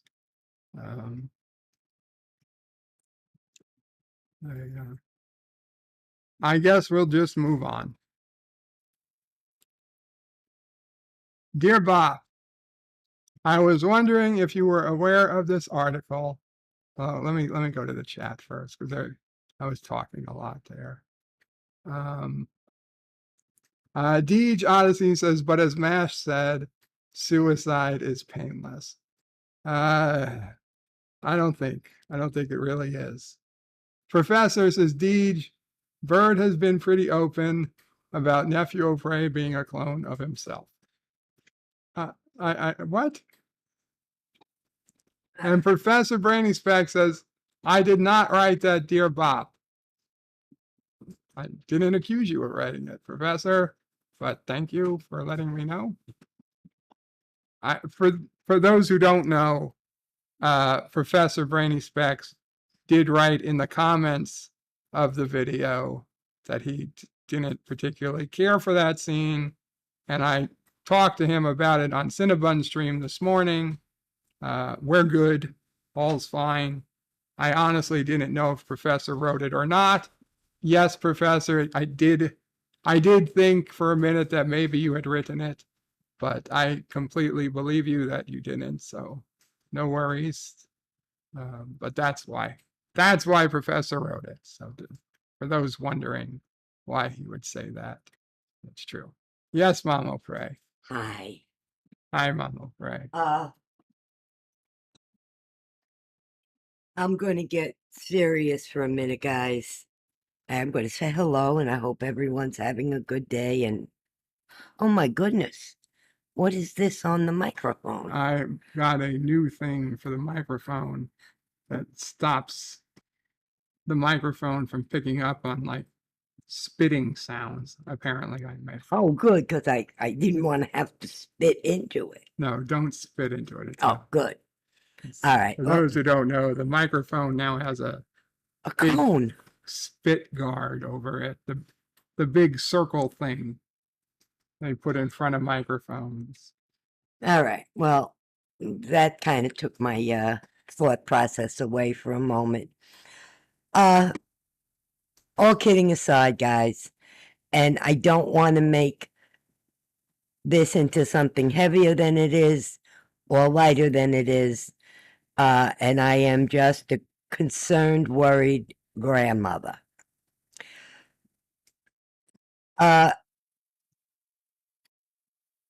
Charlie's been having many ear infections, and the what do you call them? The specialists, ENTs, the ear, nose, and throat pediatric doctor, had recommended putting tubes in his ears, I guess since a year ago, but they were holding off to see if he outgrew it. And unfortunately, he hasn't. He just gets over one, and a week later, he's got another one. So coming this Wednesday, he's going to have tubes put in his ears and his adenoids taken out. Sis O'Prey assures me it's 45 minutes, no biggie, but anytime they put anybody under an anesthesia, I get nervous. And this is somebody so little. So Mom O'Prey is probably I mean, it's only Monday, and I can't talk to Ciso Pray about it because I don't do anything to calm her down, and she just, gets annoyed at me for worrying too much on anything. So, giving you guys all I want from you guys are positive thoughts and wishing he gets through this unfazed and able to whatever those tubes are supposed to do to stop ear infections from happening. I apparently it's a pretty common procedure. I have never had any experience with it. So if anybody has had children that have had these or know somebody that had this and it's turned out well, feel free to let me know. Didn't mean to burn you all, but I had to. No, it's good. I would have told them soon enough. Yeah, well, that's all I'm thinking about for days, so. Yeah. Anyway, anybody got anything funny to say? No, I can't think anything, so I'm going back. Whatever I'm doing. See, I don't even know what I'm doing. Everybody have a good evening, and I'll give it back to Bird. I'm sure he can think of something funny to say. Thank you, Mama. Right. Okay. Well, we're still in the middle of Dear Bob, so Okay. I'm sure something will come up. And of course, everybody says hello to Mama Pray. Carlo Albanese says hugs to those who need one. Oh, thank you, Carl. Deed says stop Bird from spitting. Professor Branding Specs puts in Mama Pray emojis. Oh. Carlos says the pain is passed on to others.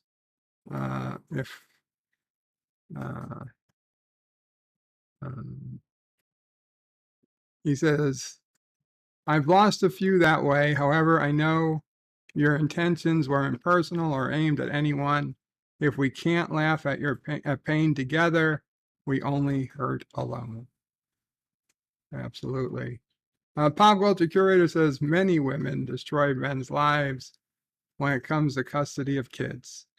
The courts are not fair to men, especially when they reward women with years of welfare. Well, it's a balancing act for sure. It's a tough one. Captain Fandom Nerd agrees with Carlo. Indie Tiger says hello to Mamo Pray.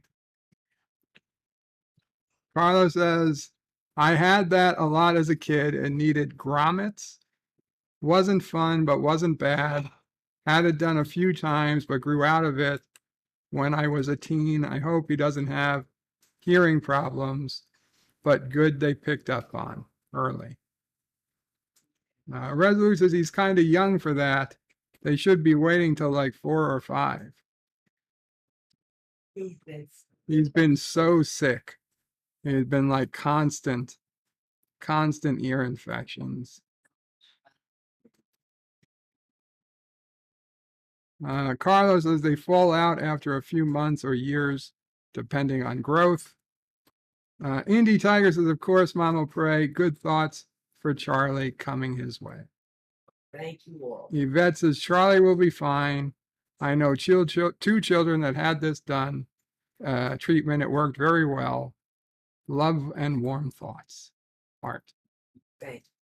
Pop culture curator had tubes in his ears as a kid. It's for excess fluid. He'll be fine. And Deed says, would Mama Pray laugh if I came on a bird stream in a towel? I'm laughing just thinking about it. She's laughing just thinking about it. Thank you, Deed. Okay. Dear Bob, I was wondering if you're aware of this article. Plus, they link to the video that you and Deej was on with Sirach. Giant freaking robot. Playboy is coming back but in a way nobody expected. Playboy is switching from a print-based media format and going digital with subscription-based service. Does Playboy still exist as a paper magazine? I thought Playboy went all digital years ago. If you're one of the many Playboy fans that purchased the magazine just for the articles, then you're probably not going to like what we're about to tell you. According to CBC, Playboy announced relaunching for their digital era that would resemble and compete with OnlyFans' subscription model. And OnlyFans for my feet? This development has been a few years in the making and resulted from complications that Playboy magazine faced during the height of the COVID pandemic in 2020. The only way for business to succeed is to constantly adapt, and this is exactly what we're seeing with Playboy Reboot. The COVID-19 pandemic forced businesses to pivot into new territory, and we've all experienced with shifts in the workforce, for better or for worse. There were mass layoffs, but companies that had infrastructure to accommodate hybrid work environments rolled from work from home initiatives to keep the economy going. Playboy is no different and took a page from OnlyFans' playbook, shifting gears to focus on subscription-based creator platform that lets users upload their content. The pivot in content distribution just goes to show you that if there's a will, there's a way. When you can't shoot photos or videos on location due to health code restrictions, how does the show go on? Playboy simply looked at the market and came up with a game plan. Though we're not sure what this means for their lifestyle entertainment magazine, I honestly didn't know there was a magazine still. How it would work as centerfold would work on an LCD monitor or tablet. Aside from featuring nude and semi-nude photos, who the hell would pay for Playboy today? Whatever. I'm not particularly interested. As Playboy transitions to a new business model, we could turn subscription-based platforms like OnlyFans or Patreon, where creators post exclusively paywalled content, and the platform takes a cut of the top from creators. This can prove lucrative venture for sex workers and aspiring models to get their careers lifted to new heights. Whatever. I don't know what you guys mentioned about Ciroc, but the thing about Ciroc is Captain Cisco Day is going to be May 22nd. Hey, multi-gunman, Kapla.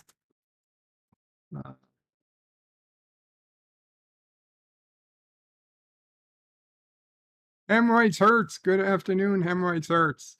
Says good morning from Aussie mate. Oi! I still haven't watched any of Picard season 3. Can't bring myself to do it.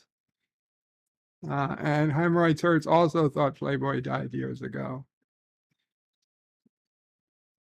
Multi-Gunman says, Bird, I appear on Deej Odyssey's live streams in a towel all the time. He keeps asking me to stop, but I refuse to do so.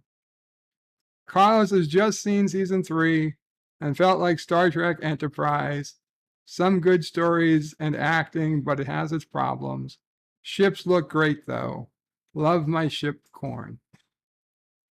The ships do look good. The ships do look good. Yes.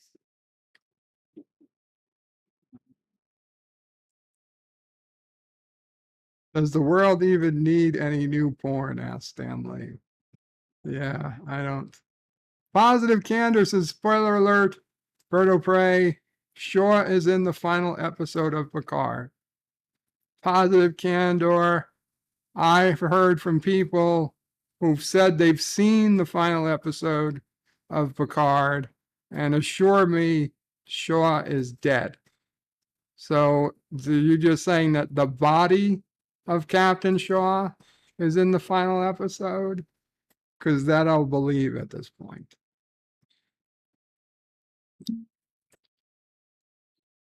Indie Tiger says, yes, aspiring models. That's what they are. Indeed says clickbait. I didn't see any link that Bird or I on it.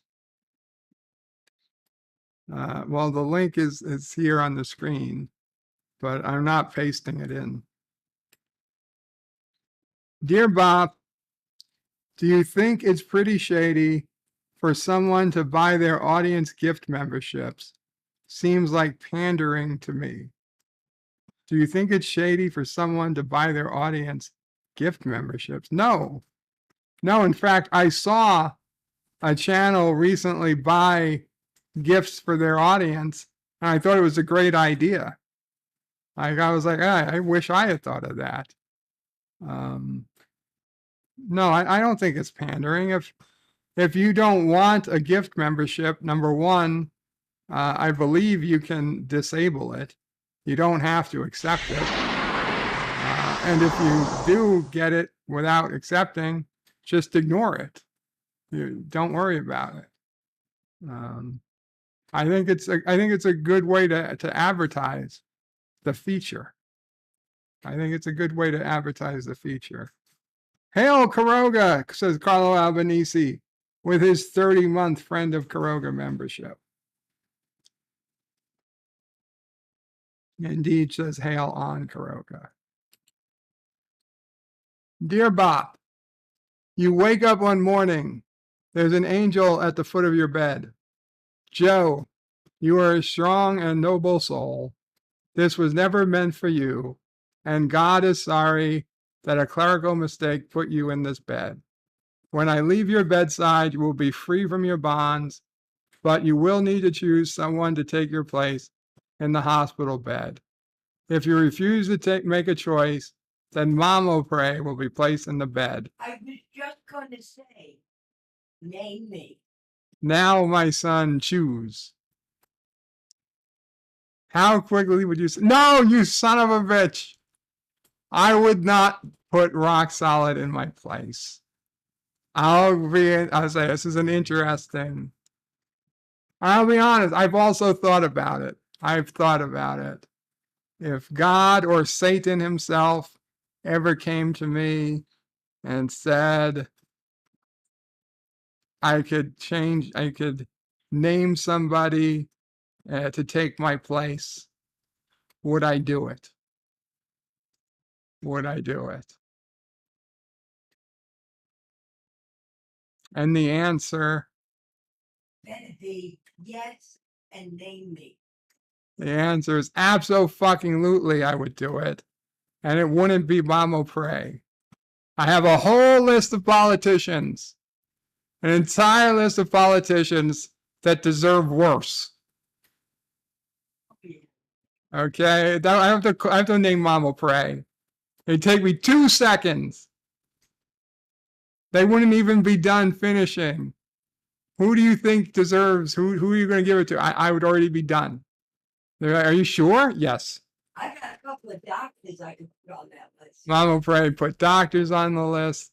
Oh, there's plenty of people. There's plenty of people. Now, if they said it had to be a friend or a family member, then I would have to worry. No, I don't think I could do this to a friend. I don't think I could do this to a family member. But if it was just a name, fuck yeah. Oh, I've got plenty. I've got plenty.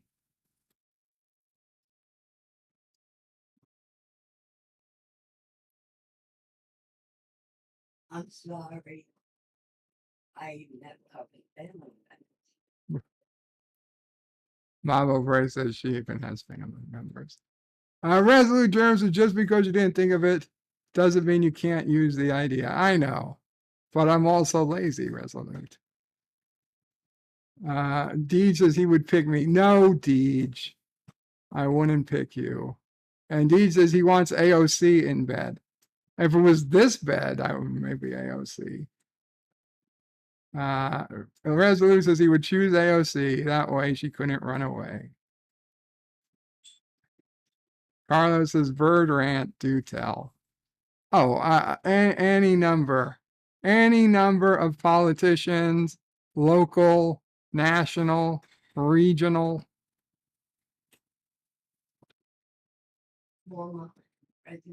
Former, present, says Mama Pray. Indeed. Indeed. Assholes of the highest quality. People who call this house claiming to be from Microsoft and trying to get thousands of dollars. People, human scum who cheat old people for tens of thousands of dollars. I'd have no problem. I would have no problem saying, nope, God, that guy takes it. He deserves it more than me.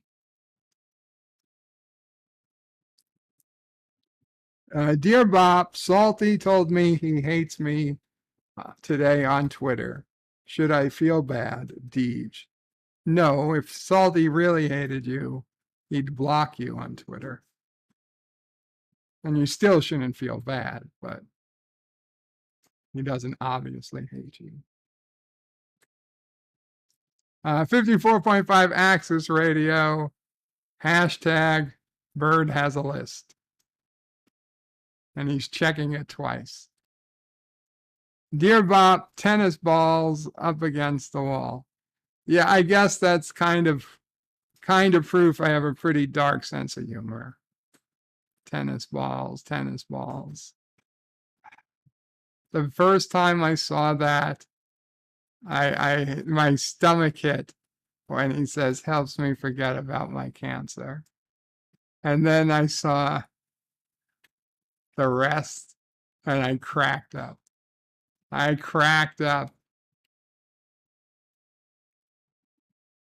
Dear Bob, do you have something to help me forget about my cancer? Yep, Walmart's low prices. Dear Bob, prediction time before the series finale of Picard. Will any TNG characters die? If yes, who? Will we see the Enterprise G? Will Rafi and Seven be a couple by the end? Okay, let's just take these one by one. Will any TNG characters die? I think Captain Picard will die. I do. Again, says Vamo Frey. Yeah. I think his time has come to an end. I don't think there's any point in ever revisiting him. I think he dies. Will we see the Enterprise G? I hope not. I don't even know what the point of seeing the F. Let the G be a mystery. One day, let there be, maybe they can do a series on the Enterprise G. But I hope we don't see the G. Will Rafi and Seven be a couple by the end? I don't think so. Will we see Wesley? I hope not.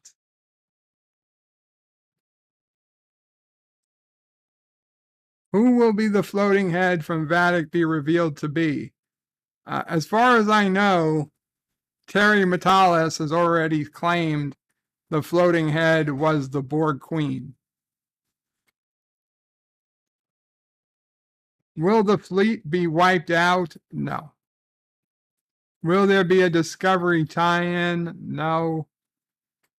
Will those who have been assimilated be able to be saved? Yes. Will the Romulans be involved in any way? No. No, not in my opinion.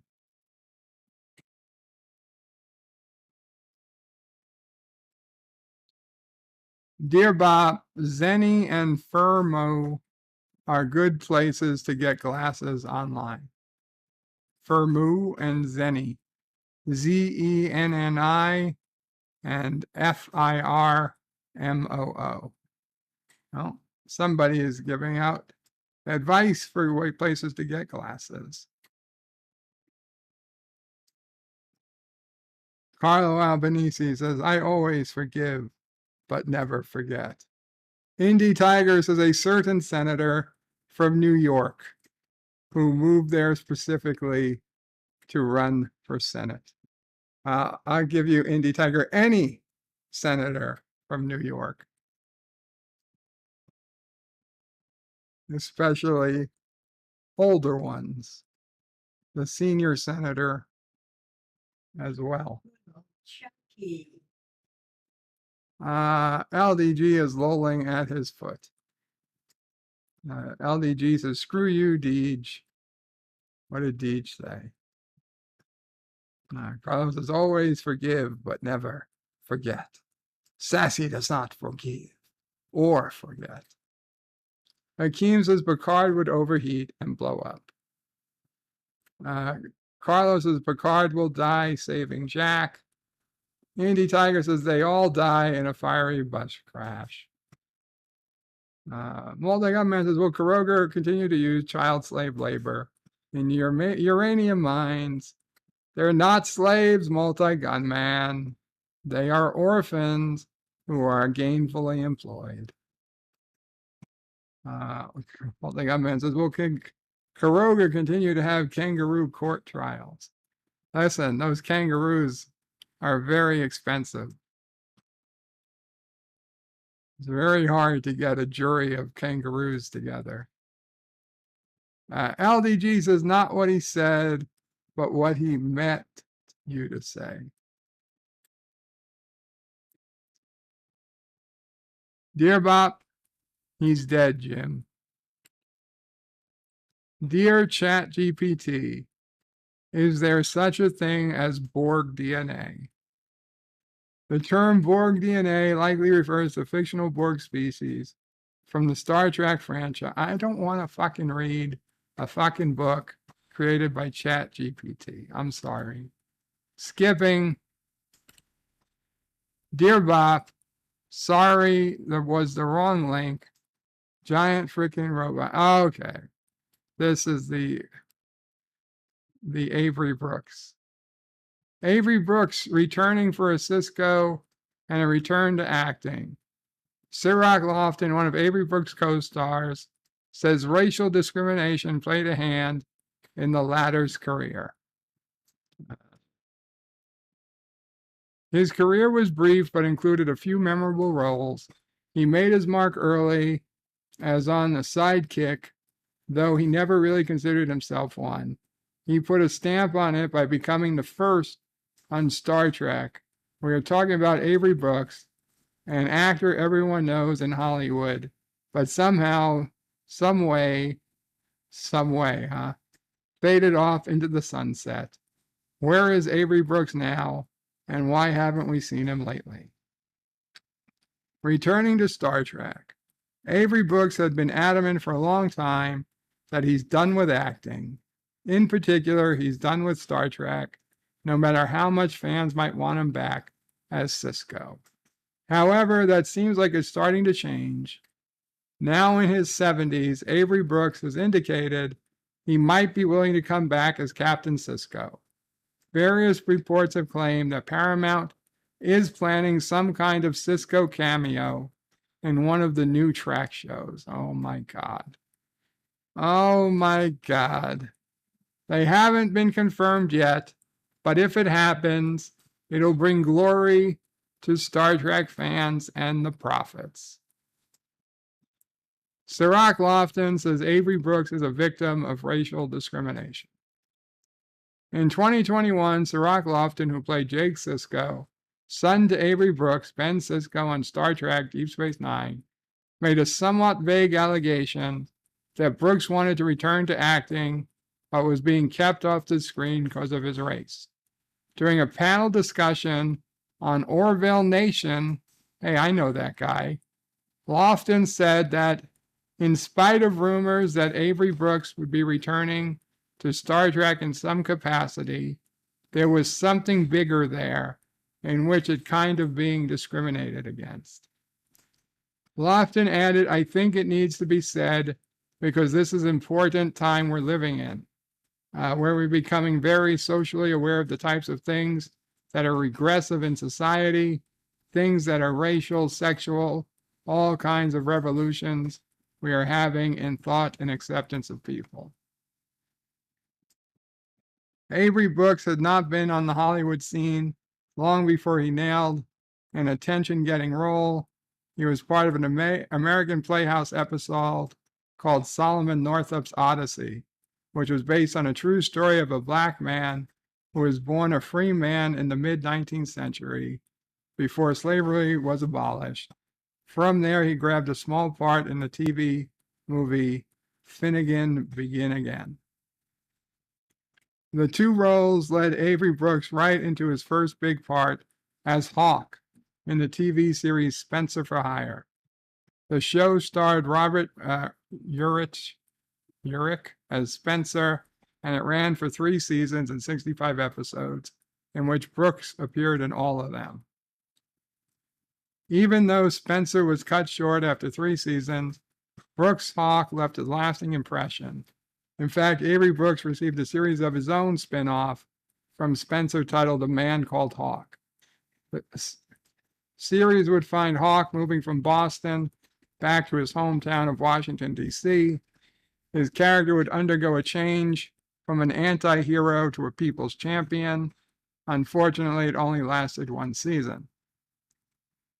The short-lived season wouldn't be the only time Avery Brooks would reprise his role as Hawk. He would return in 4 TV movies.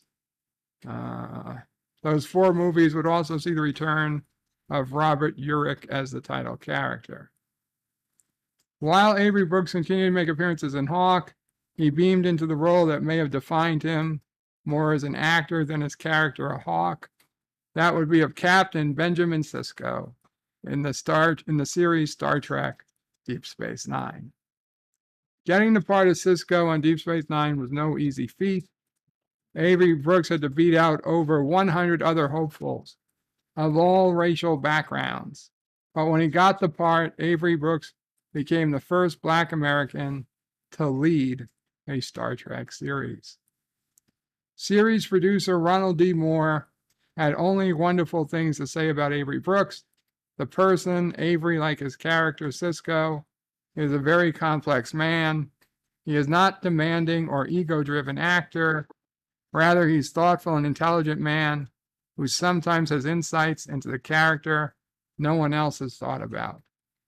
He has been unfailingly polite and classy guy in all my dealings with him, he told TrekWeb. Avery Brooks played Sisko for 7 seasons, appeared in all 173 episodes of Star Trek Deep Space Nine. When the show first introduced Sisko, he was a grieving widower, having just lost his wife by Borg in the Battle of Wolf 359. Sisko is also the father of a preteen. Over 7 seasons, his character grows, showing great leadership, and he is promoted to commander and to captain. He is also revealed to be the series' final season that his biological mother was one of the prophets. Not technically true. His biological mother was possessed by one of the prophets. To the prophets and fans everywhere, he became as legendary figure in Star Trek. They still call him the Sisko. Avery Brooks continued to work while filming Deep Space Nine. The series ran from 1993 to 1999. During that time, he not only filmed 4 Spencer movies, but he was also seen in the TV series Gargoyles and in 2 feature films, The Big Hit and American History X. I've never seen The Big Hit. I love American History X. I got to see The Big Hit. Sadly, though, Avery Brooks' acting career soon ended.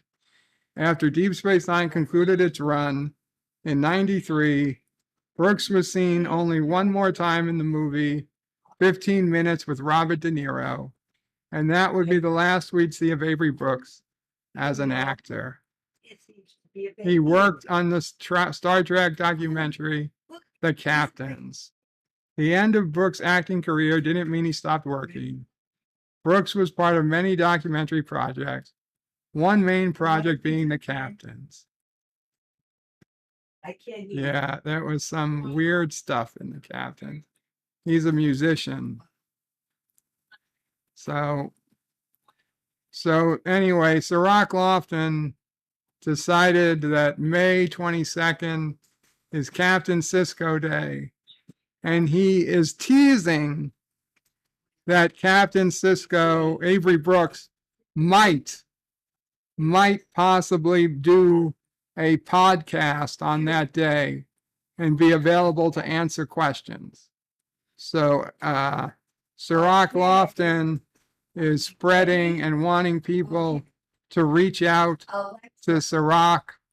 And I don't know the exact link, but reach out to Ciroc with questions for Avery Brooks. I love Avery Brooks. I love Captain Sisko.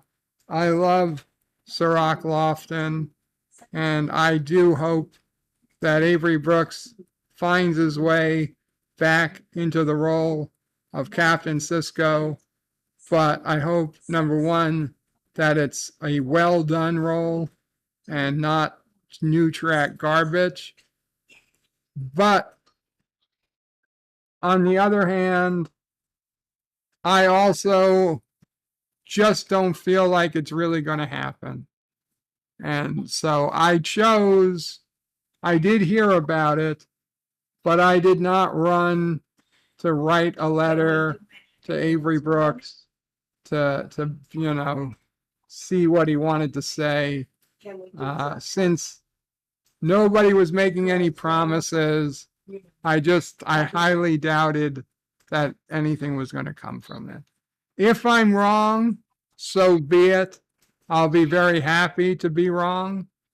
But that's why you didn't see me go crazy and jump up and down like a little schoolgirl. Like, oh my God, Avery Brooks is coming back. I just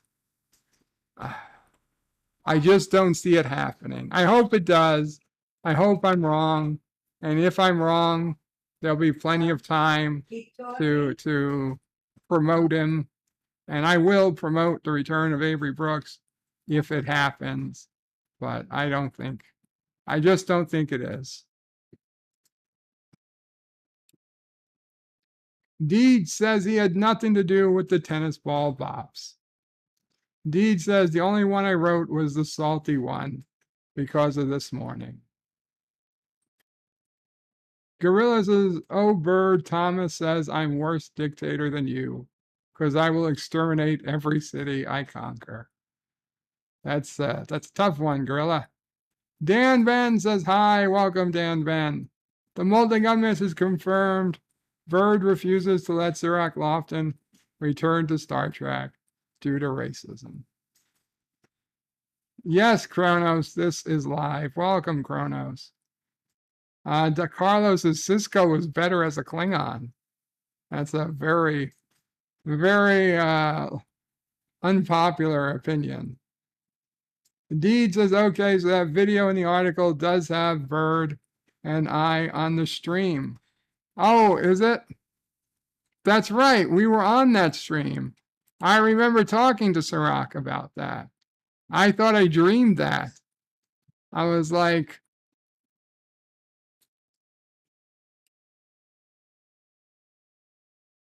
I said we were going to help bring Avery Brooks back into Star Trek. Oh, there. Look at that. Look at that cute guy. Look at that guy. There he is. Hey, I was on a stream with Ryan T. Husk.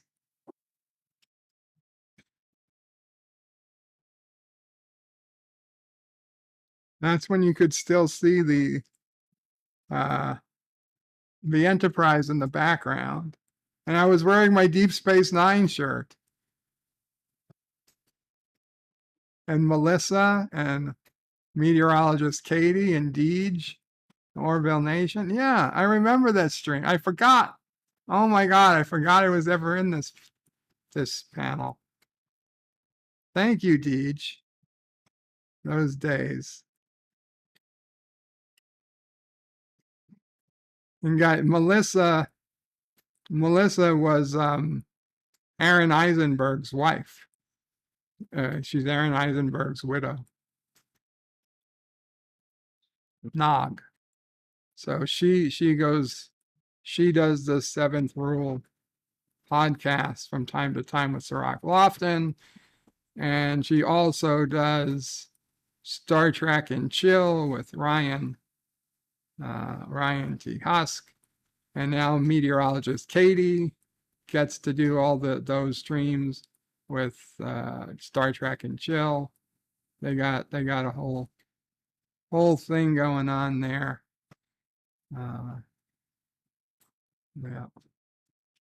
Those were the days. Those were the good old days. The good old YouTubing days.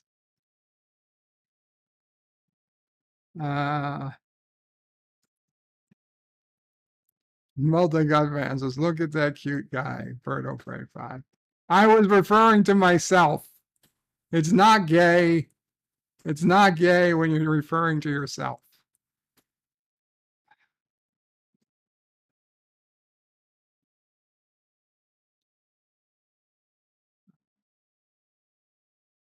The multi-gunman says, of course, Birdo Prey loves American History X. It's about racists. It is about racists, but it's about the main character overcoming his racism. He was a racist.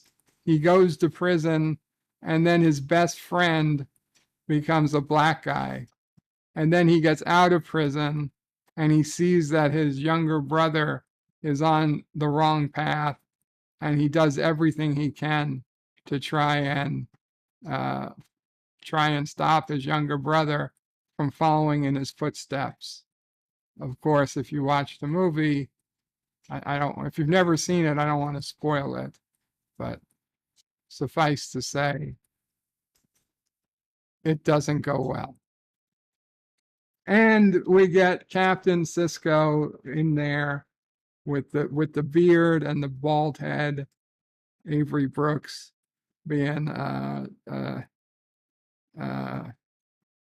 main character and a great guy, somebody who could see past this kid's mistakes and give him the chance to redeem himself.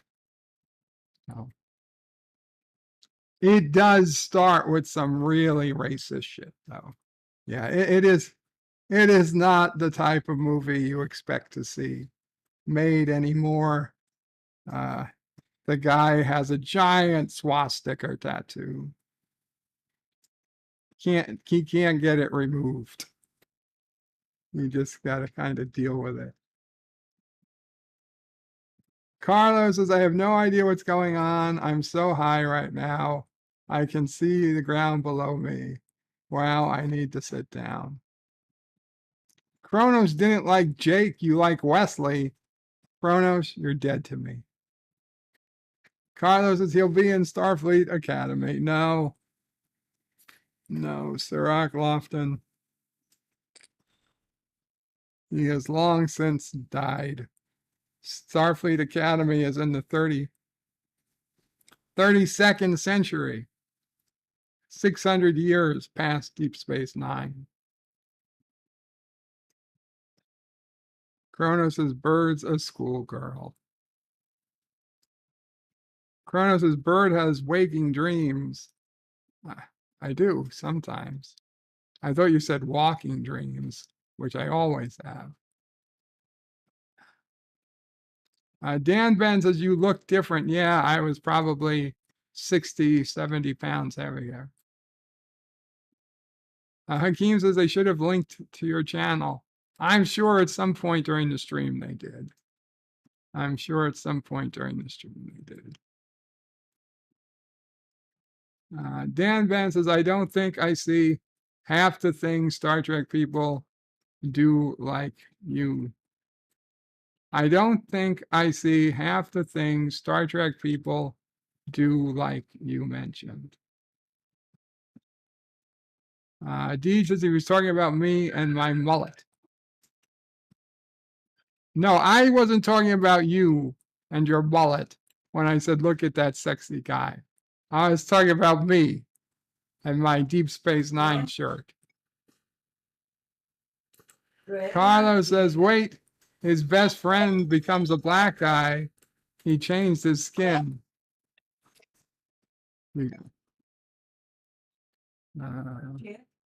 Kronos says, what else is new, Bird? Carlos says, Cisco is timeless now. Push-ups are annoying. Shit-ups are worse. Okay. Back to Dear Bob's. Dear Bob, Enterprise, Times Square, New York. Yes. Yes, there's this big Enterprise D, supposedly 3D billboard in Times Square, New York. The reality is, though, it only looks 3D from this one vantage point. If you're looking at it from the other side, or it's all messed up. It's only from this angle, if you look at it, do you get the 3D effect. It's interesting enough, but it was, that whatever it is it cost, they should have spent that money on the show.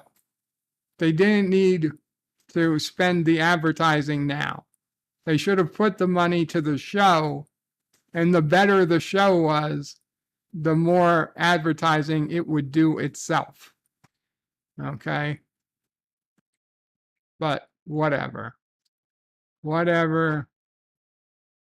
I don't make the decisions. Dear Bob, where can I find good spoilers for episode 10 of Picard? Probably on Reddit. Like if you Google Reddit, if you Google and you put in Picard episode 10 Reddit, it would probably take you right to the spoilers. I'm sure the spoilers are out there already.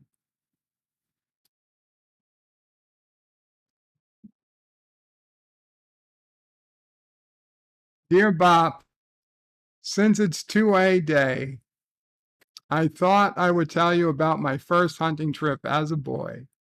When I was 13, my dad took me turkey hunting. We searched and searched, and we finally found a big old 20-pounder. I lined up my sights with my new 22 and took the shot, and I got it. I was so happy, though I did scare the shit out of everyone in the store, and we are not allowed back. Womp, womp, womp. Yeah, the old butterball. You shot your first butterball. Deej says hashtag Bird wanted a better looking fat D. Carlos says he only has 2 Ds. Resolute says that billboard probably cost more than an episode of the season. Dear Bob, Deej had nothing to do with the tennis balls, dear Bob. I never claimed he did. Chrono says chica chica. Yes. Chica chica. That sounds like a fine place to end on this Monday, 2A day. 2A day. So this week, we have Wednesday will be another Enterprise Wednesday. Thursday will be obviously the big day, the series finale, the season finale, series finale of Star Trek Picard, Season 3, Episode 10. As always, I will try to get the review out as soon as possible. I will join some live streams when I can during the day to discuss it. And, we'll get as much as we can out of it over the weekend and whatnot. So, yeah, with that, I think we're going to go for now. Thank you all so much. LDG put a link in to watch a video. I'm not sure what the video is. Oh, Philip Gaming. Yes. Philip O'Reilly dropped his Picard video. Guys, check out that video. It's a short video. It's like 7 minutes long. Philip is an actor, and Philip appeared in this season of Star Trek Picard. Philip was an actor on the set of Star Trek Picard. He has stories to tell. He tells some behind the scenes stuff, things I never thought about, where they taped, some of the craziness he saw going on behind the scenes. And really, really cool behind the scenes stuff. It's like a 6.5 minute video. It's really cool. Well worth watching. Thank you, LDG. I did tweet that out earlier. If you have my Twitter, you would have seen it. But I know not everybody on here does Twitter. Deej is saying he took her bra off. I don't know who you're talking about, Deej. Whatever. Carlo Albanese says, Sunday. Birdo Pray 5 might eat the out-of-date spam. Mama Pray save for us. It's always possible. Mama Pray is now claiming she lost it. Dan Ben says, good night, live long and prosper. Good night, Dan Ben. The Multi-Gun Man says, have a great day, Bird. You too, Multi-Gun Man. Deej will be live streaming his review of episode 10 as soon as he watches it. Kronos says, later, taters, later, Kronos. Multi-Gun Man says, Deej, you are pre-banned from the live stream. And Deej says, Worf cut his head off. I don't know if Worf cut off Philip's head, but Worf did kill him. And as Philip O'Reilly points out, he is the second O'Reilly that Worf has killed in his career that we're aware of. Considering Galron was Robert O'Reilly. No relation to Philip, as far as we know. Okay, guys, Kapla all.